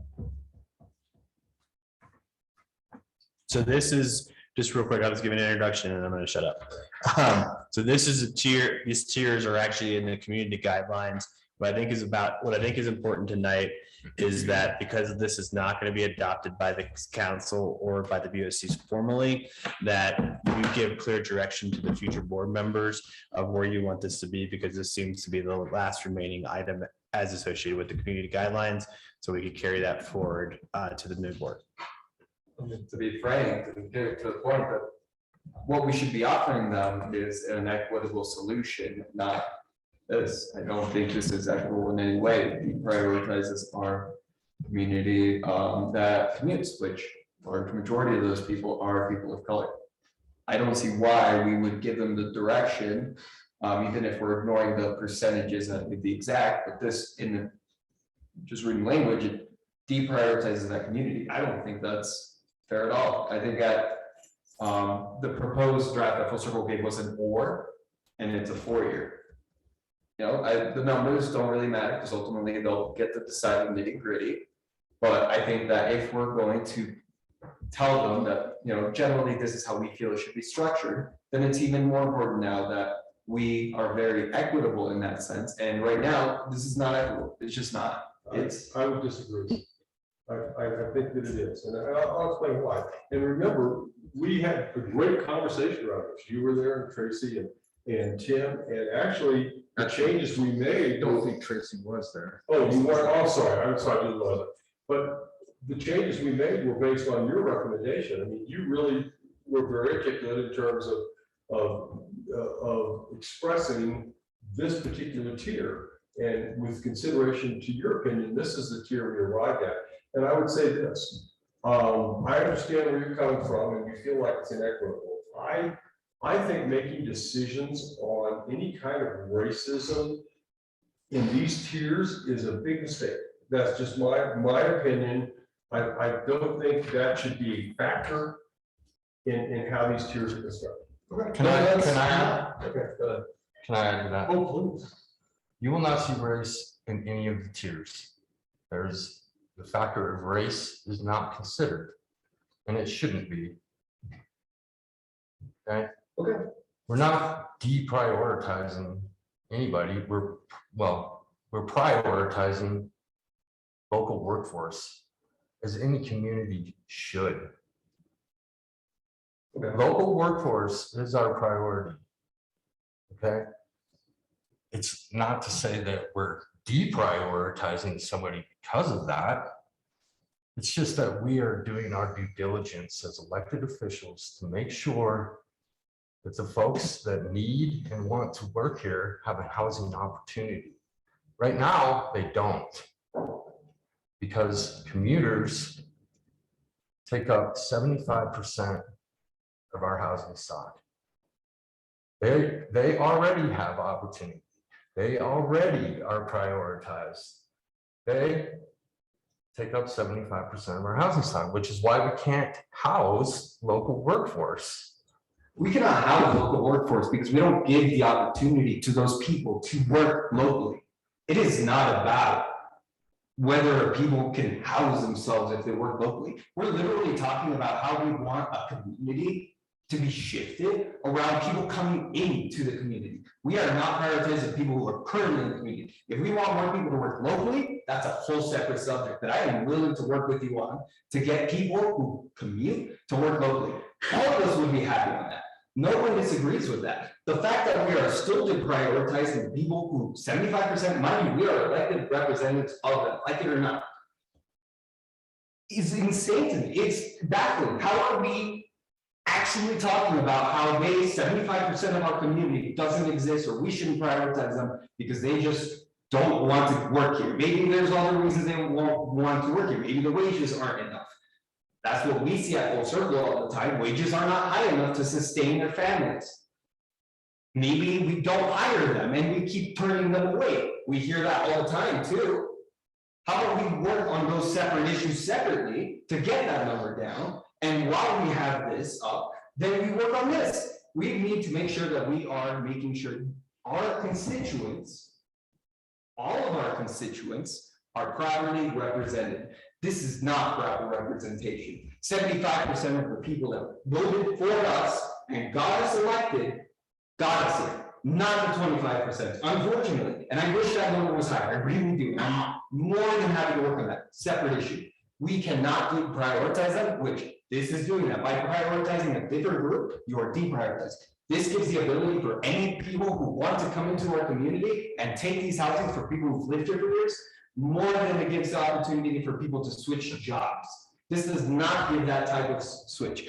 It is, I'm sorry, but I just cannot agree with that, and it is completely baffling to hear that somehow 75% of our community should not be represented right now. Okay, they are represented. Well, just in tier 4. Well, let's talk about this, because there's nothing absolute about any of these tiers. They are a cascade.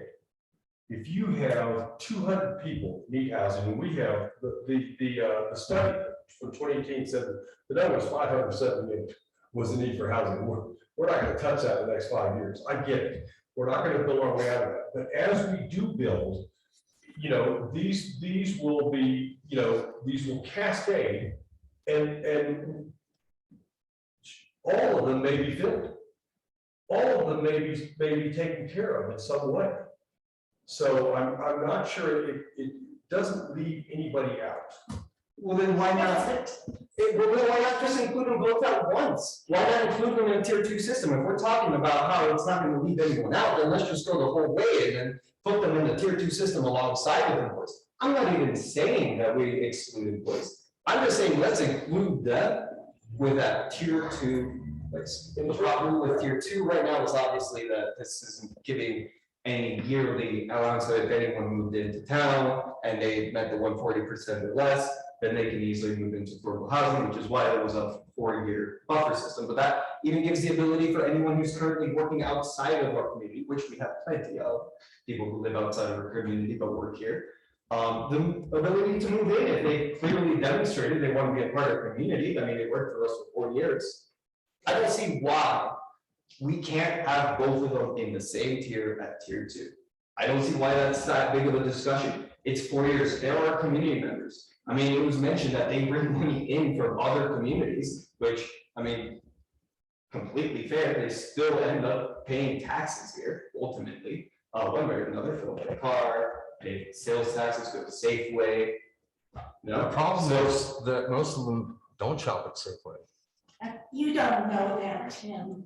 Please. Yes, we've had numbers that You don't know. 65%. Don't say things that you're- 65% of the travel wall, there's a leakage number that is well known in terms of economic development. Yeah, but let's get off that. So with respect to your opinion, your passion has compelled me to think that maybe that's a real possibility. I'd like to hear the explanation from Michael, about the tiers are part of a lottery system, is that correct? Yeah, so Will you explain that to us, because that may make a big difference in how we think about this. well, can you ask, sorry, I'm not fully understanding how you're asking that question. Well, so You're asking me in how this terms of would be tiers, applied? the way we present it here, tier 2 would get more lottery picks than tier 3. Is that No, correct? lottery picks are based on, so there's a difference. The actual lottery picks would be based on how many years you've been in the valley. So if you've been here 10, you get more lottery picks. The tiers are, as you do a lottery, the tier 2 would be the first lottery, and any remaining units would then go to tier 3. And then any remaining units from there would go to tier 4. On that note, my worry is, because this is going to be true, that tier 2 is gonna take up everything. I don't know how many units we'll have left to go to tier 3, to tier 4, to tier 5. And I think that obviously there is some serious considerations here, but to exclude our commuters, again, 70% of our community members who got us here. I just don't see how I can turn around and say I represented them appropriately by excluding them, regardless of what their race is. Regardless of who their faces are. Ultimately, they got us here, not whoever's working in BV or whoever lives in BV and that works here. I'd love to include them, and that's why we included the big or employees, or employed locally, because that is important. I want anyone who works here to live here as well, right? I don't think anyone's arguing against that. I just think it's completely inequitable to not include those people in the same tier as employees, because ultimately, this currently allows anyone to get a job here and instantly move into any affordable housing unit that we may have and leave. Okay, Tim, please. Do you have another thought? No, I mean, it's astonishing to me that there are members of council that don't feel it's important to prioritize local workforce. I would add another note. Believe me, I'm not disagreeing with you. But remember that affordable housing, as we're working on it right now, is completely subsidized by this city and county. Okay, and Summit County and Eagle County, unless they surprise us with some money, they're not doing that. And so we would be supplying their employees. I mean, I understand there are constituents too. We would be supplying their employees with housing that we built. You know, that's just a nuance of this that is meaningful to me in terms of the commitment this community is making to housing. And I think that's fair. I think it's worth the discussion that why 75% of our community commuting, why 70% of our community. Separate issue though. I'm just sorry, but it's true. It's a separate issue. I think that we need to get that number down. Absolutely. No one disagrees with that. And we need to prioritize those people. But in the current world that we live in, we're not going to get that number down if we're building more housing for them. People are going to move here because people, first of all, are struggling to move. People who we should be prioritizing for affordable housing can't move in the first place. That's a whole issue that we're talking about. That's why we are here talking about this, because people cannot move right now. Aren't going to move to our community, live here for 4 years just to get affordable housing, just to, you know, to get affordable housing. If they wanted that badly, I'm sure they'll move to Nebraska or Kansas, where it's like $100,000 for a 4, bedroom unit. Like, come on, let's be real here. They have to live in Nebraska. Something brought up earlier in our conversation was prioritizing employee or local workforce housing was in essence providing another benefit that could be comparable or conceived as comparable to compensation and supporting local businesses in the same vein perhaps as raising minimum wage. You're offering an additional benefit for local employers to offer to their employees. I'm just offering that as a food for thought. And Michael, the tiers, you aren't necessarily saying that a project is going to have only 140% AMI. Yeah. I think it would be helpful if we could paint this picture somewhere, physically, literally, in here, of you give a developer these priorities, and they come up with, I mean, this is also why I think the county could never consider anything less than 140% AMI, and would definitely want to keep 200% in there somewhere, because if you don't have 200% and you have to build 140 or less % of AMI, then you have more free market sales, and that's not what we want either.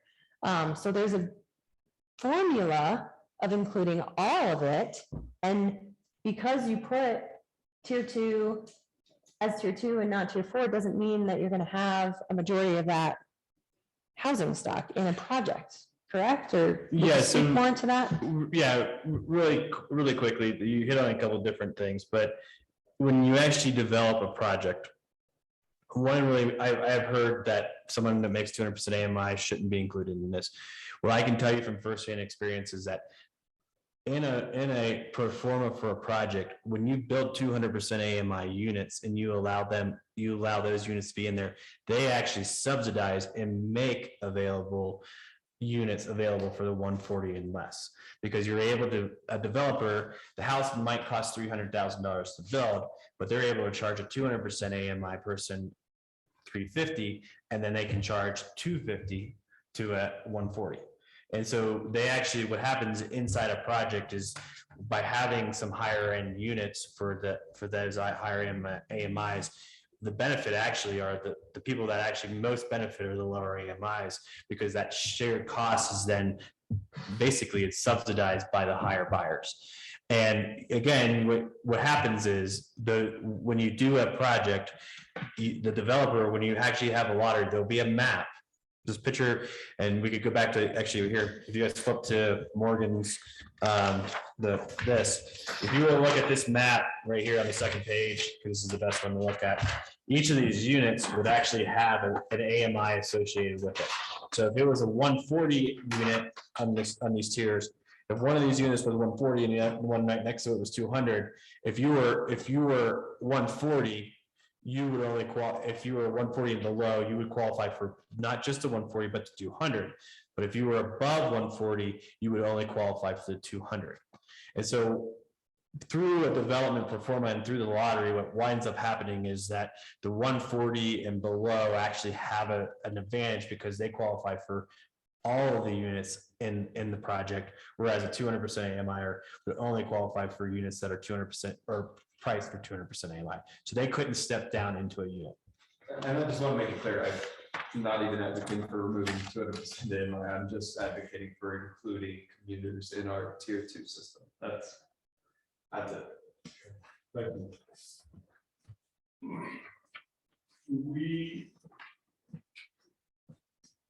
In case it's not clear, we're not going to reach a consensus on this tonight. And I don't know that we have to. It's a good conversation. What else to say about that? Can I comment? Please do. Oh, thank you. To your point, Michael, the same argument could be made for the market rate developments also, that would allow for lower income units also. And I agree with Christian and Rod's comment that commuters should be allowed in the tier 2. These are people who have lived here, some of them their whole lives, and have never been able to afford to buy a house. This is their home. And if they have to work over the hill because there aren't enough jobs or well-paying jobs in Lake County, we are, since Climax closed in '82, we are a bedroom community. We do not have a large industry or corporation or anything or manufacturing plants or whatever. People have to go over the hill to make a good living. And I think it's just,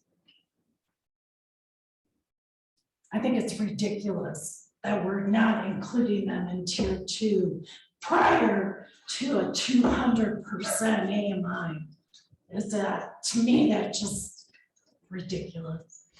Can I just ask for clarification? What you guys are advocating for is that tier 2 would read Lake County and base employee making for 140% AMI or less, and then adding a resident of 4 more years making 1 4 year less. I don't even care about the 4 years. Make it 2. I mean, yeah, I don't think anyone's gonna live here, move here is going to be able to afford to move here and then be able to buy a house. That's for affordable housing. So I don't think that the 4-year limit is necessarily, that's just what was already on the tier 4. Uses guidelines. I think, yes, I would be happy with including a 2 or 4 or whatever that number is. I mean, ultimately housing will be able to decide, but including that on the tier 2 as a board. Well, I think what's important for the direction for myself and Jackie moving this forward in a positive way is to get some direction. So if we were to add in here to tier 2, I'm hearing that the 4 years doesn't matter, but I think the 4 years came out of some other discussions around, I'm trying to remember how that got in there, but I think it was based on, well, I think. It's not for people who are on the wait list. Yes. Because there are wait lists for affordable housing over there, and if someone doesn't have some buy-in years here in Lake County, right? You're talking about, you want your father to be able to qualify for this. You personally, who was a Lake County resident, want to qualify for Lake County school student. Yeah, I think, I get that. Here's a problem I would have with that. I mean, I understand the reason, is that, you know, we have so many needs in this community, and so we have so many demographics for whom housing is a huge issue. And we're talking about a school district who has a hard time hiring teachers and bringing them in here because there's no housing. We have hospital employees, we have policemen and sheriff's deputies. You know, all these demographics that may make more than 140 AMI, then is a 4-year. We have sheriff deputies that make more than 140 AMI. if, I mean, considering couples are a family. Sure, absolutely.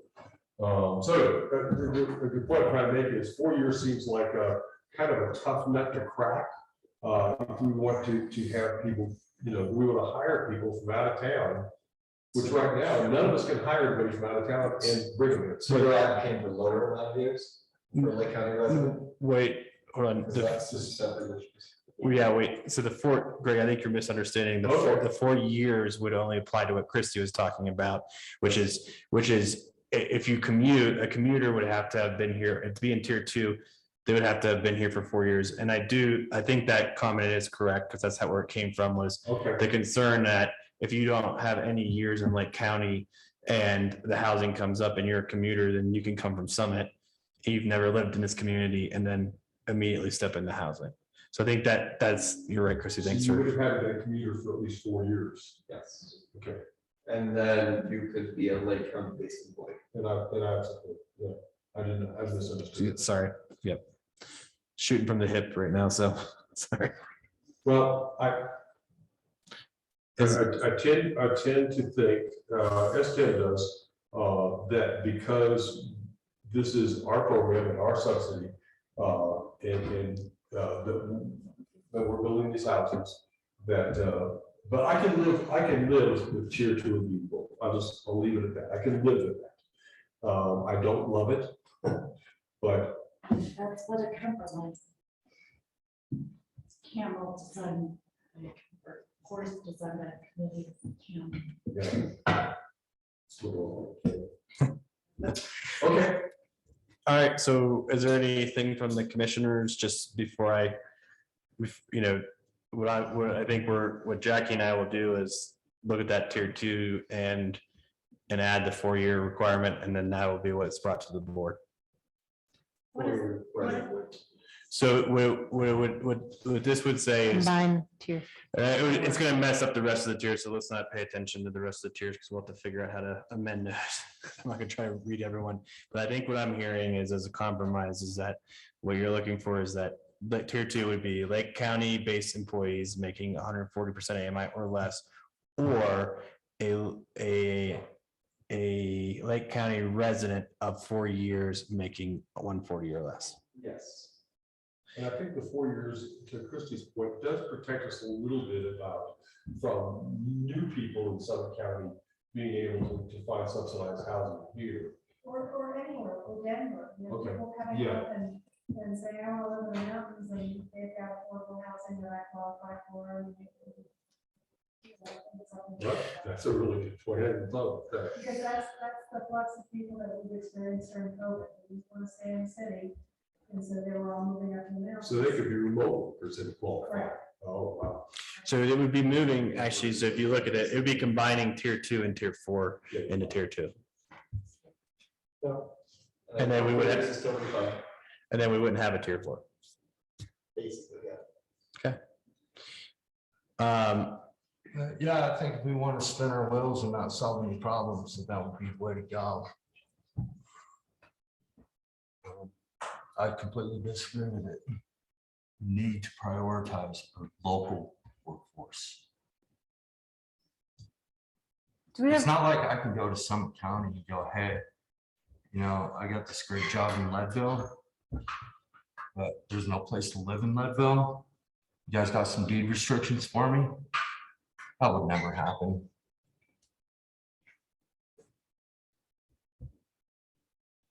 Doesn't happen in other communities.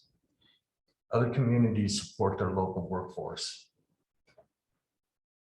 There are other communities that have probably even higher percentage of people who commute, so I strongly disagree with that. And their commuters are offered deed restricted housing. Should be. Yeah, but they're not. Sounds like every problem with me. It sounds like it's that way for a reason. I think, Okay. yeah, I mean, I would, if you propose that, and I would love for us to have another conversation around that, and it sounds like council should have another conversation around that, maybe before any other. We made, remember, Formal these are decision. recommendations Right, to a housing authority board that is county and city selected. And ultimately, that decision will be made by them. right, as your representative, so I presume as a body, you would give direction to those representatives. So, okay, we'll put a bow around that one for tonight. So next steps. So moving forward here, I think in my opinion here is that the biggest thing that needs to happen in the very near future is for us to get in front of both the BOCC and the city councils with the IGA. And so I apologize that you guys saw that tonight, but we were literally working this week on that to get that draft. So, and again, I really do appreciate, because I got an email, I think it was 10 p.m. from Chris and Christiana. So they worked really hard to get that so we could have something tonight. So I appreciate your legal counsel and the county's legal counsel providing that and working really hard to get us this. What I would propose is that the council please hold a spot at your next on your next agenda for that IGA draft so that it can be discussed. And at that same meeting, if it is ratified, we would be looking for the 2 appointments from the city for to serve on that board. And the same thing with the county. Is this, when will the next draft of this IGA be made available? I think it's pretty much done, given the direction we had on cost I'll share. say I sent out the revised version of the comments from today's work session for the county to everybody, including Christiana. So at this point, we can hear back from her as to the comments. And then I would hope we're close. yeah, and the cost sharing was the only thing that, and I think the direction we got from tonight is there was only blank left in there. And so we'll just carry that from the existing IGA into that. And I think we have a very close rough draft. Okay. City council be about a week and a half, so we just. What's that date? Obviously, the fifth, July 5th. Hey, Michael, this is Lori. I just, Yep. Go on, Lori. oh, okay. Christiana.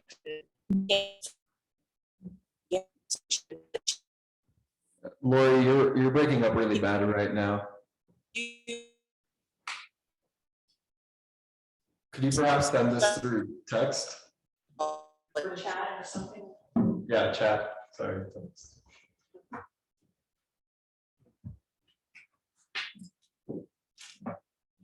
Chat too.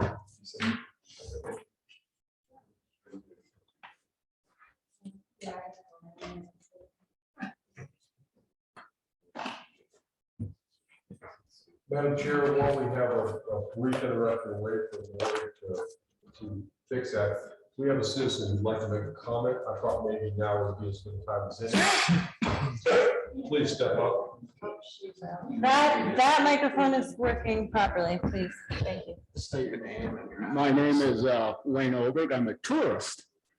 And Mr. Mayor, thank you for allowing me to make this comment. I bumped into some wonderful city employees today. And I'd left my phone in the library. Like, you know, you get older, you forget things. And I'm in the area for hiking, and I've been enjoying your town. It started out with the finance director. Come in the front door, went up the steps. I heard somebody rustling around up there. She called the county for me. Because I can't call, my phone's in the library. And I talked to a very patient and professional dispatcher. They sent me back to the police department. Police department says it's a county building. We don't really have a protocol for this. But I asked them, I said, well, I'm 99% sure it's in the library. 1% sure it's lost in my truck somewhere.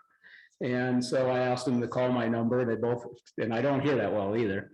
So I asked them to both come out and listen while they called my number. And it wasn't in the truck. Well, anyway, they couldn't really do much more for me there. So I drove back to the library and I noticed the fire box. And I figured, well, maybe the fire department can help me. And so I knocked on their door, and Adam and Sean answered the door, and they said, well, we really can't use it for that. And that's when Adam came over here, dragged you out of the meeting, and then the county commissioner gave him the permission to do it. You know, I can't say enough about the professionalism and how happy I am with the way I was dealt with. Super professional police officers, a very helpful fire personnel. And then, of course, I commiserated with the finance director because I was once municipal finance director myself. And she was carrying work home with her. And they're typically the last person to leave the building too. So I wanted to thank you for helping me. And I want to thank the county commissioner for helping me too. And I have a very favorable opinion of your town. So. Sir, can I ask where you're from? Well, I'm a nomad right now. I'm just traveling around the country. I'm here. I wanted to do my first 14er. So I went up Albert, and then today I went up Sherman. And so I'm doing my best. Anyway, thank you very much for allowing me to make comments. Thank you. I think Lori's back on. Oh, geez. So she does have some comments from Christiana when we have some time for her to speak. So, and we were just looking at the calendar, I think And do we, yeah, because we have Justice Center and many next steps on housing code and zoning policy, or at least city does. So there's a lot of, was Justice Center on the 5th? Was that the request? Jeff? Okay. Yep, you guys are second and fourth Tuesdays of the 19th. No, I'm sorry, first and third. Okay, sorry, yeah. That's the board of county commissioners, this first regular meetings, the first, they're Tuesdays as well. Well, they have. Yes, because Monday is hectic. Yeah. So if we could, my proposal would be for the 19th. For what? For the IGA. For the IGA. For the IGA finalization, that gives you guys time to have some sort of work session, or at least reach out to Michael and Jackie Sure. one-on-one. And then, I mean, I don't know, maybe you have more conversations too about some of those other strict qualifying strategy changes Yeah. between that time. Yeah, we need to meet with the Pat, let's get that conversation going. So. I think Lori Simonson wants to speak about the IGA. Lori? Yeah, I have a better internet connection now, if you all can hear me. That sounds better. It's not? Yes, that's good. Yes. Okay, so I just wanted to relay, Christiana couldn't make the whole meeting because she had some family issues, but she did want to relay that she gave the IGA her preliminary review, and it is not a thorough review. She did not have time to do a thorough review.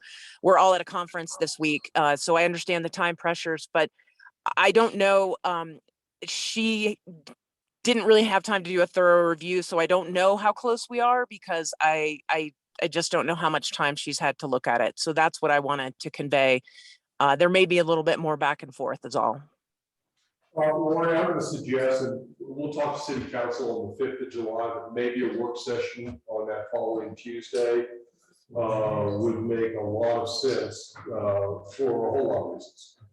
Yeah, let's talk about that. I want to, special meetings create a lot of work and for our staff, and it is really difficult for us to have meetings every Tuesday on our staff, and that is something that we should be cognizant of, and we are close. You know, we've talked about the burnout, but we really should be careful about our special meetings and how often we have them is my only concern. Okay, thank you. Don't forget these two are also your staff. And I can do the night, whatever the is. The 19th works, 19th works a lot better for, I think, for a lot of reasons. So I think it takes a lot of pressure off too. Yep. For the minutes, would that be a joint session for the IGA on the 19th, or No, just city council work session, or? that's our regular city council. On the 19th. It would just be a. Oh, so it wouldn't be for the 5th. Thank you. Yeah, 11 o'clock. Okay. 6:45. I think that's wraps up our agenda. Yes? Any parting comments? Okay, thumbs up. Thank you all. Thank you. Bye, everybody. Bye.